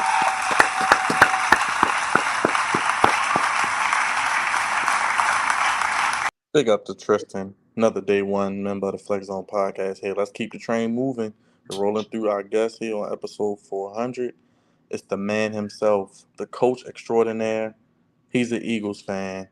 He is our boy, our day oneer, the man who's going to tell you all about it, breaks down the NBA, the NFL, and so much more. Let's bring in the man himself, El Crawford. El Crawford. El Crawford. Get a man. El Crawford. What's good? What's good, fellas? How's everything? What's going on, man? Hey, congratulations on the 400 show, man. Appreciate you. Appreciate you, bro. Good work. Salute. Appreciate you, El Crawford. How you been, my guy? How the youth doing with the coaching first and foremost? Oh man, we're doing good. We mini dynasty over there. I call y'all that. I'm trying to. We start up. We start back in full pads next week. So we're gonna get this show up and running. We'll probably take a couple trips. Probably take them down to Williamsburg and see what they're made of. And get some out of town competition. And we're looking for a strong season. Hey, good stuff, man. Good stuff. Now, let's continue this because Tristan had mentioned Deion Sanders, and I want to get your opinion about Deion Sanders and what are your expectations for him as he transitions from Jackson State to Colorado? I'm nothing but rooting for the brother. I hope he's able to do something positive. I think from his journey from getting a lot of HBCU kids noticed from Jackson State and the hard work he put in with those young boys and the talent he got, I think a lot of people gave him flack for leaving Jackson State and going into Colorado. But everybody has to understand as a coach, you have your dreams too. Like you have, how people have, your team dreams. You try to help every young person coming up, but you also got your dream. And I think Deion's dream has always been to coach like high D1 football, level football. And for him to be an African-American coach in D1 football as the head coach, I think that's huge for the culture. I don't think people are just looking at it like half full. Now, as it goes to Colorado, I think he's going to build a powerhouse because most kids can relate to him. I think he can relate to a lot of the athletes growing up. And if you're a 5-star, 4-star, what better person to learn from is Deion Sanders? You know, all the ins and outs of the NFL, how to get there, how to train. I mean, it's so much knowledge you got at your fingertips. So I think you're going to see a lot of young athletes trend over in that direction. Now I know you saw the ESPYs probably, or at least a clip of it. And you know what? I'm not even gonna lie. When I saw Carmelo Anthony, I literally thought of Lord, brother. Yeah, my guy. My guy. How do you feel about his retirement? And what are your thoughts about that? I mean, I feel like, you know, I've been hard on Carmelo Anthony because really I've been hard on because he is a superstar. He's an NBA legend. And for him to be in the same class as a D Wade, a LeBron James, you got to honor him on that level. And I was just saying with his teams as a individual, he's probably one of the all-time top 3 scorers of our generation. Probably KD, him. You got to put Bron up there, but between like KD, a pure scorer, KD, Kyrie, Melo, Kobe, like pure score, pure basketball player. He's one of the greatest. He's up there. But when you talk about a superstar talent and leading a team, he's always falling short. He hasn't really gotten to championship level basketball since Syracuse, you know, when he got to Syracuse. And that New York Knicks team was tough, but they got bounced like the first, second round. So I mean, yeah. But his career definitely should be honored. I think he should be held up with the utmost respect. I'm proud to see his son on the way. His son, getting better and better and better and better. So much love to the brother. So you're done calling him a loser, man? Yeah, for the time being, I'm gonna let him have his flowers. I'm gonna give him a year off. I give him a year off from calling him a loser. Now I'm gonna push that title to Damian Lillard. Oh boy. He's a loser. You think Dame just hurt? Man, wait a minute. How's Dame a loser? And he hit the game-winning shot in the playoff series. In the first round or second round? All right, that was first round. You're right. Exactly. Come on, man. All right. Okay. So where does Dame go then? That he needs to, because his team's out there with the trade rumors. Where do you think Dame needs to go in order to go from being a loser to a winner? Well, I'll tell you one thing: the fact that he wants to go to Miami with that roster lets you know everything you need to know. That's pretty much a loser mentality. That's first of all. Second of all, I think if he was smart, he'll go play with the Lakers. I mean, if he's smart, you have a chance to go play with AD, LeBron. I think that's where his outlet would be, or even Boston, or even Philly. Those are teams where Philly's in the mix, ready to go and ready to be championship. But Miami, all Miami really is just a hardworking team. They work really extremely hard. Jimmy Butler, Bam Adebayo, nothing flashy, but they're going to work hard. They're going to come. You can already, when you look at Miami Heat, you can already predict their stats game to game to game because they're consistent. They work hard. They outwork you. But as far as like Dame being on that team, it's nothing like, it's just like him being in Portland. I mean, Jimmy Butler's good, but we see it. Jimmy Butler, he starts fading like Paul George, when you really, really, really need him. And that's the issue with Miami. Can Dame be that missing piece? I doubt it. I doubt it. I think he needs to get himself over to Boston, Philly, LA, and if he can get to the Clippers and they don't have to give up Paul George or Kawhi, now we're talking something. But Miami, he's gonna be disappointed. Well, I mean, Philly is in the mix. They've talked rumors about a 3-team trade trying to get James Harden over to the Clippers and trying to get Dame over to Philly. So we'll see what happens. Dame talking about he don't want to go. Speaking of, I wouldn't mind it, man. Speaking of Philly, I know you're a diehard Eagles fan, and I know you were very upset during the Super Bowl. What are your expectations going into this season? Do they rebound? Or do they still continue the same path? What are your thoughts on this year's Eagles team? I feel like with this year, we're definitely younger on defense. We kept a couple core players. I think the league messed up by letting us get Jalen Carter. I think that was huge for the Eagles to reload the D-line like that.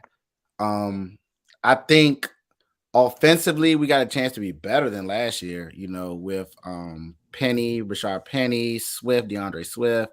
I think we're really versatile now with the running backs and the receivers that we had last year and going this year. I think that the Eagles, it's going to come down to health. I think if Jalen Hurts can stay healthy, I think if the Eagles skill players can stay healthy, I think that it will come down to the Philadelphia Eagles versus the San Francisco 49ers again in a rematch in the conference finals. That's what I predict. Do you think that Jalen Hurts will win an MVP? Should have last year, but I think he will. I think his makeup. I think one thing that's impressive about Jalen Hurts is the fact that he's never satisfied. And I know that's the cliche that everybody keeps screaming daily, but you can kind of like see it. He's one of those historic leaders like Chris Paul, LeBron James, Tom Brady. Like he just has that. Peyton Manning. He just has that. You can tell he demands more for his teammates, or he demands more for himself, which sprinkles onto his teammates. And when you have that at the quarterback position, I think that is the recipe for being a dynasty. That's the recipe for being consistent. So when you look at Jalen Hurts and how his makeup is, he has a thing between his ears. He has that, and he has it between his heart. He has the heart. So I think Jalen Hurts, he should. I think he will win multiple MVPs, to be honest. How do you think the Eagles are going to fare in the NFC East? I think we own the Giants, so Giants are out. I think I think the one thing that the Commanders they built a pretty good roster, but I think they're kind of getting stuck on how to finish this thing. I think one of the last pieces that the Commanders need is a quarterback. And I think ironically they got the hometown kid, Caleb Williams, sitting right there. Oh my God. If it was a time, if tanking is such a real thing, if I was 1-3 Cancun, you consider it. You'd consider it. This would be the year to do it. And because even if you get a second, the kid out of North Carolina is crazy too. Oh yeah. Greg May. Yeah. So he's crazy too. So if you're going to get a quarterback, I think this is the year to do it. Now Dallas and Philly, I think Dallas is not as strong as they were, years in past. I think they're kind of not rebuilding. They're kind of retooling a little bit as they move CeeDee Lamb up to number one. Now they're putting Pollard up into the number one running back spot. Dak is holding them down, but Dak is coming off, I guess what many would say is a down year. But I like Dak as a quarterback. I don't know. I think Cowboys fans are tripping. I think you can win with Dak Prescott. I think the offensive line is hanging on. They're not as strong as they were years past, but I think they're still decent. Probably top 10 in NFL offensive line. Their defense is opportunistic, fast, can make plays, but they just get kind of leaky some games. Some games, you look at the stat sheet, they'll get up 30 points. And in other games, they'll get 15. I think Parsons a dog. So I think it's going to come down to Philly and Dallas. I really do. I think it depends on who can start fast. I think the team that starts fast will be in the driver's seat of the NCEs. Damn, Crawford. That's what I've been telling these people. I was like, yo, I wouldn't mind tanking, yo. I would not with the new ownership. With the new ownership coming in, I think this would be a great restart for this culture and for this organization. So with Caleb Williams and new ownership moving forward. So Cavante, my second year coaching, Caleb Williams played for the Bowie Bulldogs, and it was like my second year coaching with Bowie. I was coaching the younger teams, and when I used to watch his practices and watch like the way he slanged through the ball and the way it jumped out his hand and how athletic and how easy it was, nobody didn't come away watching his practice and know that kid's going to the NFL and that kid's going to be a star. So I've seen it up close as when he was in 8th grade. Wow. The kid is special. Like he's Aaron Rodgers mixed with Mahomes. That's literally like that. Like He's that good. Oh wow. So like it's amazing. So like I'm gonna say it again. If you want to tank, if that's a such thing, if that's true what they do, sure. Oh, this is the year to do it. I mean, Word. yes. I mean, he's a good kid. You know, his parents own the Run and Shoot, that the old Run and Shoot, the Athletic Republic. Yeah, for sure. Yeah, so he's a good kid. Good kid. Word. Okay. Yeah, I was following him when he was at Gonzaga, and going through the process of him, picking the schools, and he end up going to Oklahoma and just follow. He grew attached to Lincoln Riley, which is a great choice because he gets Heisman. He comes out with the Heisman Trophy winners almost every year, and they all go number one pretty much. So he gravitated to the right coach for that. But my gosh, it will only be so perfect. Get the hometown kid, new era, new ownership, new quarterback, new stadium, new it all. Yeah, hope they don't move to Virginia. Oh God, that'd be trash. Oh, I would hate it. Oh my gosh, yeah, it would be. It would. That'd be awful. Well, I mean, you talked to. Do you think now Caleb has won a Heisman? Do you think he will win a national championship?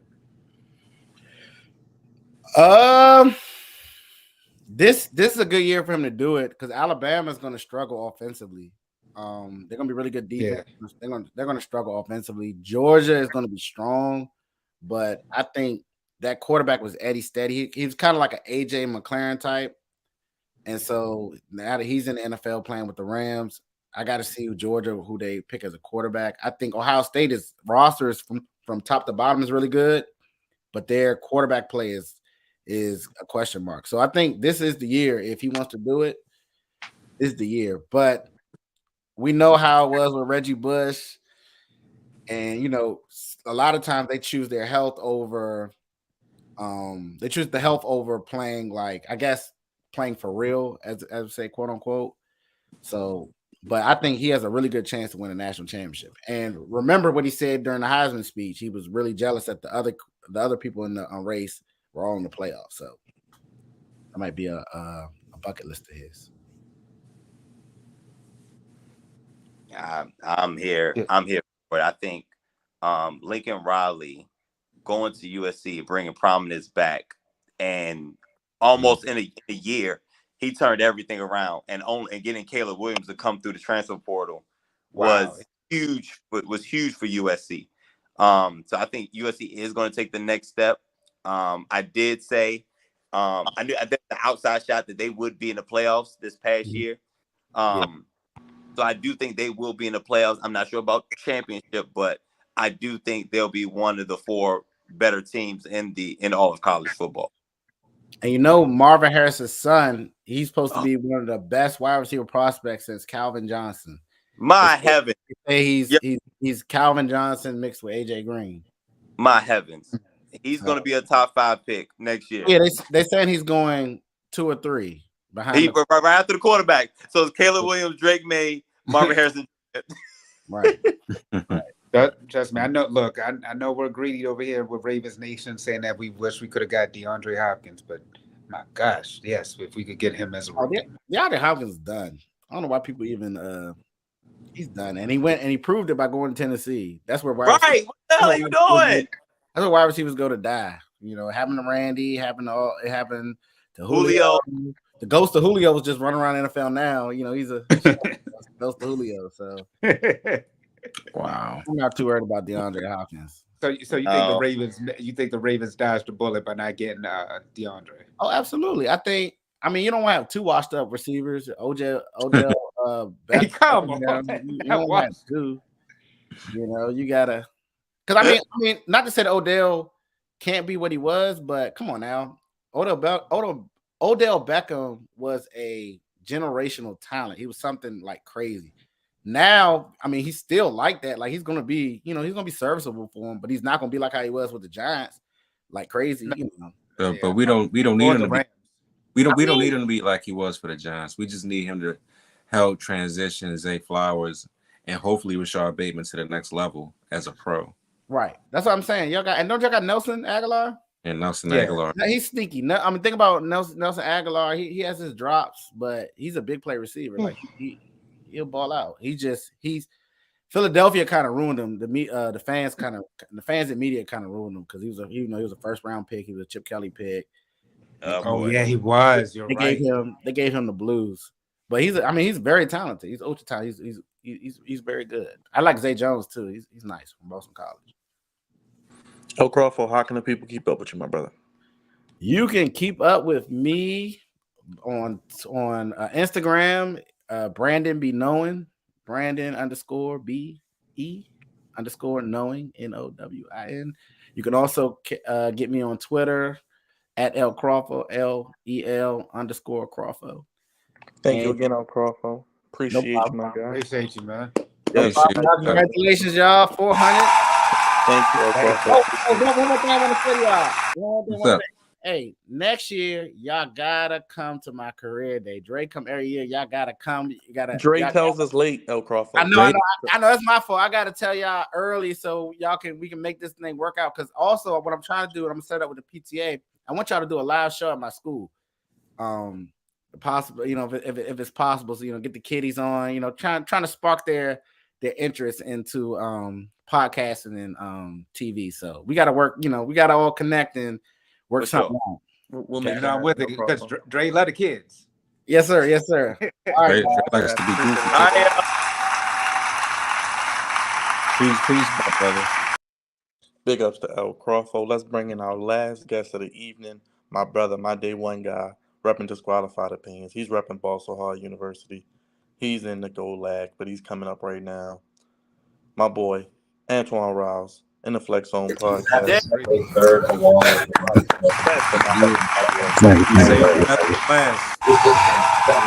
What y'all tell me? That's what y'all tell me. I appreciate it. No problem, man. I told you had to be the close. I'm just happy to be here, man. I've been on a lot of these episodes. Congratulations to you guys on 400. I know that's a lot. I'm hoping to get there. It take a lot of dedication, work ethic, and a lot of things that you guys have. Happy birthday, Raj. Happy birthday, Dre. Cravante, I tell you happy birthday when yours come up. Let's get to it, man. Let's get to it. So let me give you the first question, my good brother. The last time you was on, it was draft night.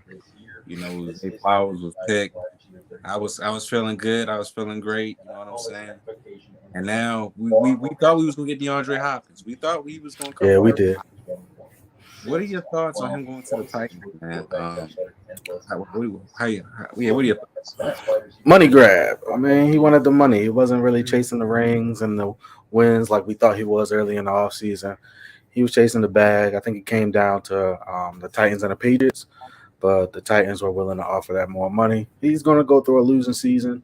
I don't think the Titans are going to be that good this year. I think I have them pegged third in their division. But it is what it is. I think it'll help Bateman and Flowers develop a little bit sooner because we'll need them to without him having him. But I would have loved for him to be able to mentor the younger guys.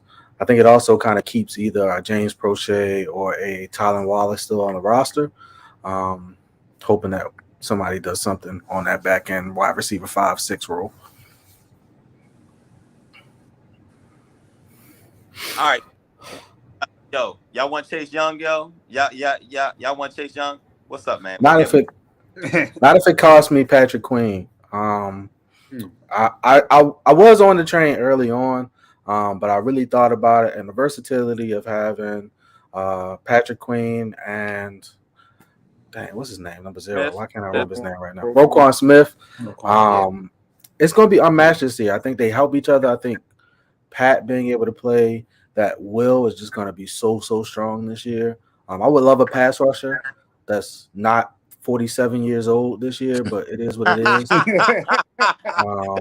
Hopefully a Jabo can come into his own or something, but we definitely still need a pass rusher and a cornerback. But I mean, if y'all willing to take like a second, I think about it, but I don't like the rumors of Patrick Queen for him. I think Patrick Queen means a lot to this offense this last season, and he'll probably be with us. Do we pick up Marcus Peters, man? Or is he going to sit the whole season? So I think he goes to Vegas. I think we just kind of swap him and Rocket Sin, sadly. I would love him here for the energy. He reminds me so much of what Mark Ingram was for us during that season, where he brings that grit, that play like a Raven mentality. And it's been amazing having him in Baltimore the years that he's been here. I just don't think he does what we need him to do, which is we're going to need somebody that is able to play in the slot. And he did lose a step last year. I do think he'll gain a little bit of it back this year, just being fresher off of the injury. But unless we're planning on putting Marlon Humphrey in the slot full time, I just don't see him coming back. So, what are your expectations now for Lamar Jackson and this offense, being that we finally have wide receiver help and a new offensive coordinator? Man, I've been waiting for Greg Roman to not be the Ravens offensive coordinator for I don't know how long. You did. You Byron will tell you. I've been just waiting for this to be a thing. I've always said since the Chargers playoff game that Greg Roman has been holding back Lamar Jackson. Even if you remember that game, we literally did not throw the ball until late in the fourth quarter. And that's just kind of how it's been. We've had poor passing concepts, poor route combinations. I will give it to him. He has probably third greatest run game out of anybody that I've personally seen in the NFL from a coordinating standpoint, next to probably the Shanahans and the what is his name? He was an OC here. Kubiak's. That's the only people I can think who have a run game that's probably stronger than his or in that same category. But I just don't think that Lamar is going to be able to take that next step with him. I'm not the best or sold the most on the Todd Monken thing. I don't care what he did with Stetson Bennett in college. But I am willing to just see what he does and give him the okay to move forward, because it can't be worse than Greg Roman. Like, you cannot have a worse passing offense than Greg Roman. So I'm just looking forward to seeing a lot more of Lamar being able to play freely, call his only plays at the line of scrimmage, make adjustments, make audibles, and just not have to run the play that's called in. I also think you'll see the offense more happy to play, because I don't think any of the receivers that we've had in the last few years have been happy to be on this team. And I think it speaks to that when you see the Des Bryants, the Deshaun Jacksons, and all of them coming out after the season or after playing with us, and everybody just down talks Greg Roman and his offense. So I think you'll see a lot of excitement out of our pass catchers this year, which should shoot us a lot further as well. The more they're into the game, the better everyone will be. What I'm worried about is honestly J.K. Dobbins more so than our actual wide receiver group right now. Does J.K. Dobbins have a breakout season, or do you think Gus Edwards is going to get more of the carries? I think J.K. plays, so I think he does have a breakout year. I think Gus will continue to be the consistent Gus, running more than 5 point whatever yards per carry. That I think he averages like 5.3 for his career. So I think he'll stay within that same realm of player. I think before the injury, you saw Gus take a step forward when it came to like pass catching and stuff like that. So I hope that we can see him be dynamic and possibly have both of them on the field at the same time. I think that adds a dynamic to this offense that we haven't seen. But I do think that JK finally does break out. I mean, he wants the money, so it's time to break out if that's what you really, really out here chasing. How do you see the division? I have us at 1. I have Cincinnati at 2. I have the Cleveland at 3, and I have Pittsburgh at 4. I have it set like Pittsburgh at 4? Yeah, quarterbacks do things in the NFL, and Pittsburgh doesn't have one of those. I also think that Pittsburgh's defense is overrated. I think this will be Mike Tomlin's first ever career losing record. I'm just not a fan of anything. I think they had an amazing draft, though. I will say, I think they had top 5 draft. But I just don't think that they are at the level that everybody else is. I think Deshaun Watson will bounce back this year. I think you'll start to see Houston Texans, Deshaun Watson. And I think the Bengals are just the Bengals. I don't really have much to say about them. I do think that their offensive line isn't as good as what everybody thinks it's become. as well as I think their secondary took a lot of hits this offseason. So I think that's why they take the step back a little bit. So I must be the only believer in Kenny Pickett then. Yes, you are. Yes. No, you're not the only believer. I actually believe in him a little bit as well. He showed me a lot. What'd you say? You said define believe. Like, I didn't think that. I didn't think that Pittsburgh. I thought last year would have been the one time that Mike Tomlin might have had a dip in that record of consistent seasons without having a losing record. But I thought Kenny Pickett should have started from jump. And I think that when you saw him inserted in that offense, you saw that Pittsburgh was a formidable team. And I think that he can. I'm not saying that he's necessarily going to lead them to a Super Bowl, but I will say that they will be in the mix, I think, every year. I don't think that they'll be a losing team. And I think that he's a good quarterback. I mean, I was there for that Sunday night game when he had the game-winning drive to beat us. Talk about the Baltimore Ravens. So I think that Pittsburgh is right there. I got to see Cleveland, because for me, Cleveland, we talk about them a lot when they had Baker Mayfield and all those weapons around them. We talked about them with Deshaun Watson. Now, I do think Deshaun will be better, but I just got to see more out of Cleveland before I guess I become a real believer in them. Lamar Jackson, Joe Burrow, Deshaun Watson, Kenny Pickett. I know. Name wise, yeah, you would say that he would be the bottom one. It sounds like one doesn't belong. Can you name any offensive lineman for the Pittsburgh Steelers? All right, you got me on that one. Can you name one? I cannot name one person that plays on their offensive line whatsoever. Not one single person. It did get better. It wasn't the worst in the league, but I can't name one. I can't either. I don't know. Now, I think they're going to run the ball a lot with Najee, though. As they should. Let me ask you this though. There's this narrative. There's two narratives out there. There's the narrative that Lamar Jackson now has no excuses, and then there's the narrative from people like Ryan Clark that says the Ravens will win the Super Bowl.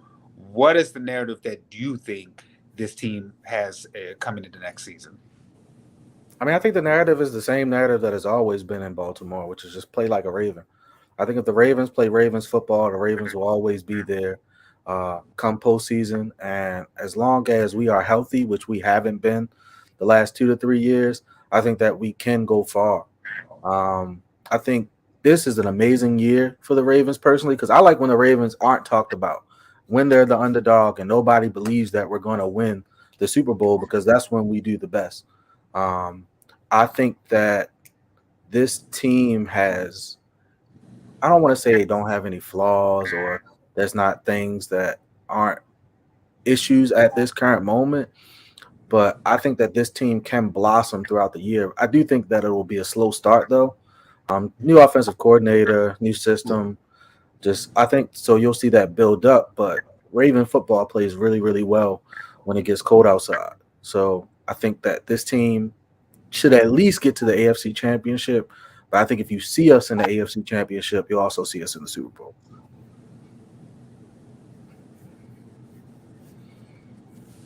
Boom.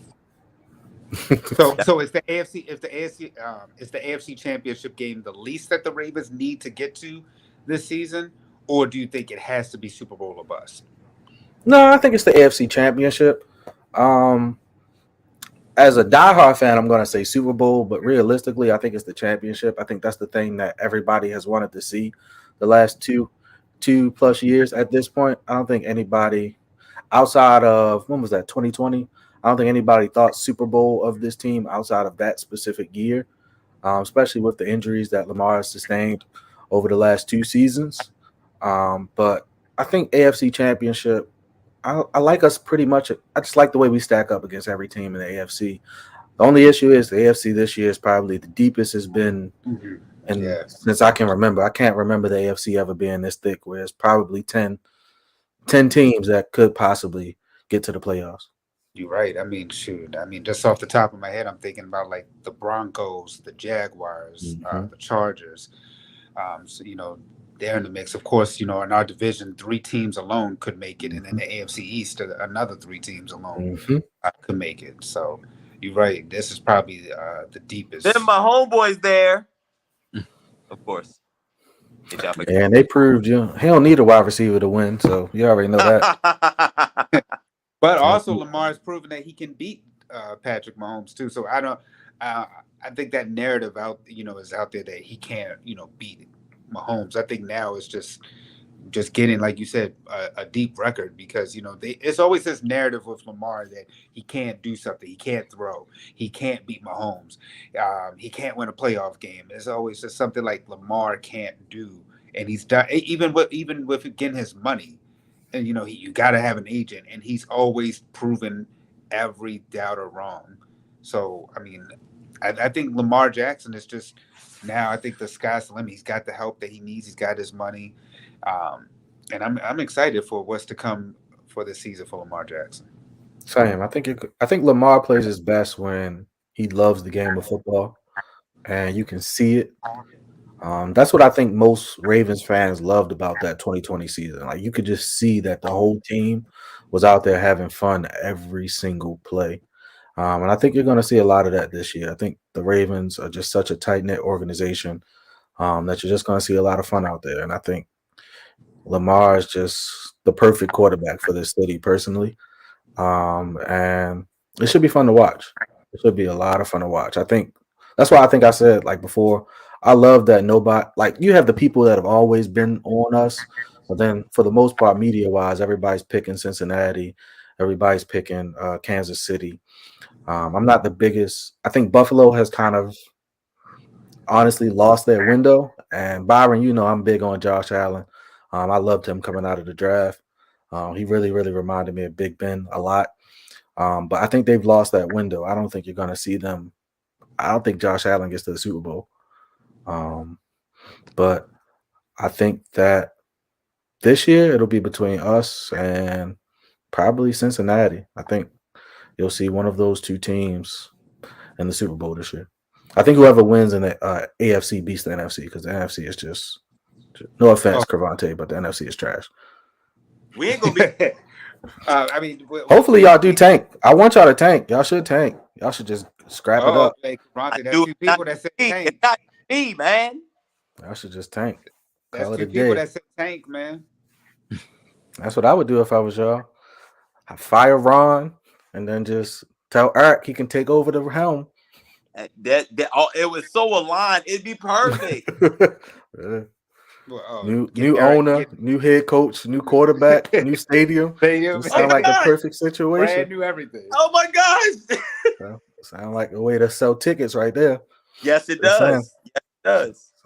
Does that mean that now you'll go to a game in December, Cravante, if y'all do all that? You asked for a lot, baby. You still asking for a lot, man. Them December games be nice, Cravante. I'm telling you. Just wear a lot of clothes, man, because it'd be nice in December. It'd be nice in December. Listen, They're man, my favorite games to go to. They gonna have to put me in a box or something, man. Because you could do this. Y'all gonna have a skybox. You could do a skybox. You won't even notice. You won't even notice the weather. You're right. True, Rob, we appreciate you staying up late with us. How real quick, how's it been being an Orioles fan after leaving the evil empire of the Yankees?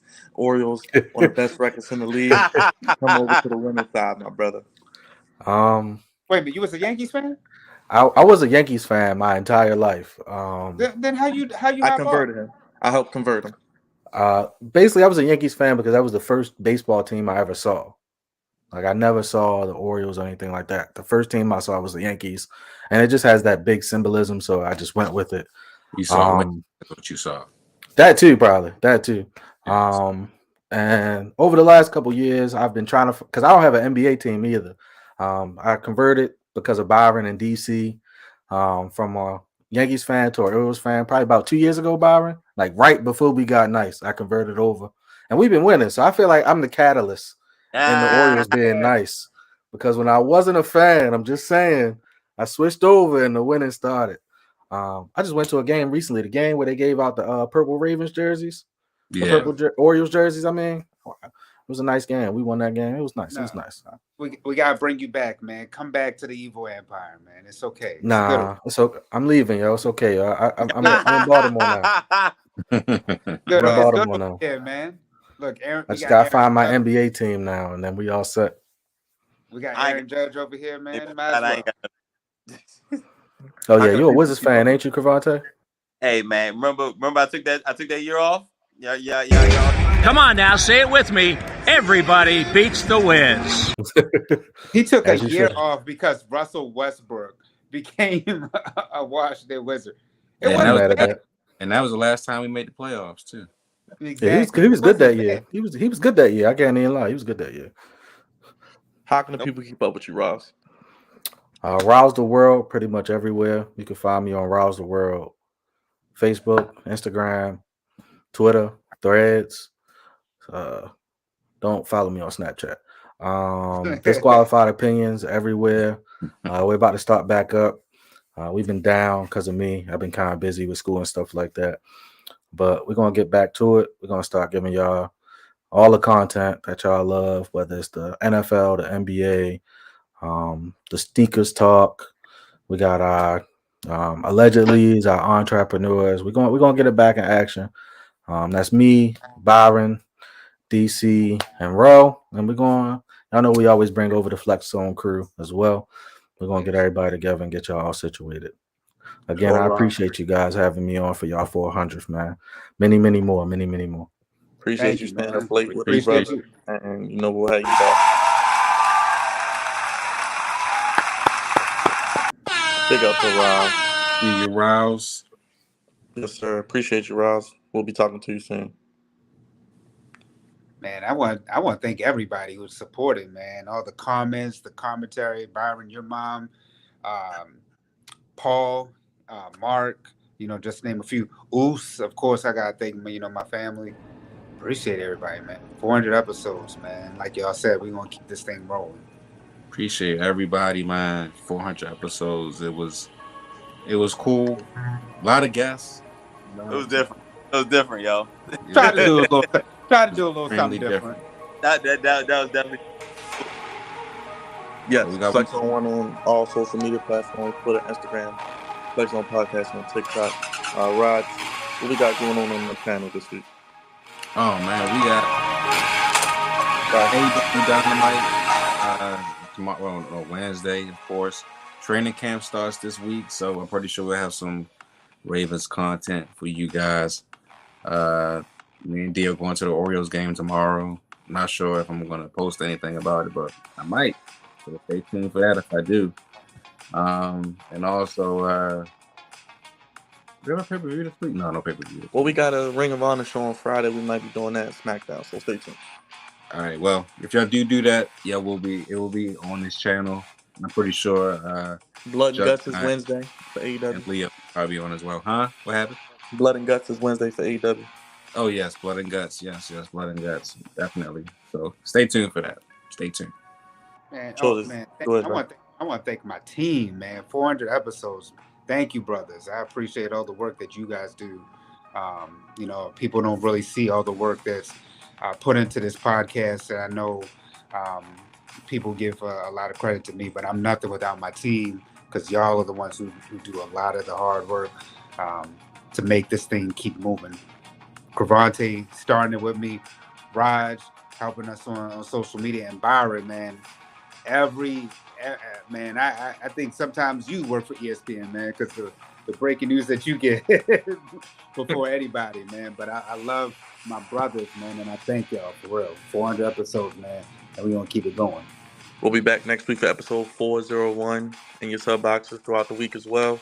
Executive producer Andre Melton, senior producer Cavante Hurd, social media producer Big Raj, God's favorite host. Throw your ones up and acknowledge the head of the sports podcast table. Hit the like button if you haven't already. Episode 400. Hit the bell. Vote on the poll. We're only going to wrap up the content. Football's getting ready to start, so a lot coming to the channel. Only place fellas giving you sports how you want it. When you need it. For all of our guests, appreciate all of you. Thank you so much for tuning in. Everybody who watched, commented, Mark with the super chat. Thank you again. We'll be back here on the channel. Stay tuned. And, of course, next Monday for episode 401. Have a good night, everybody. Thank y'all for staying up late. We gone, y'all. Peace. Peace. It's still my birthday.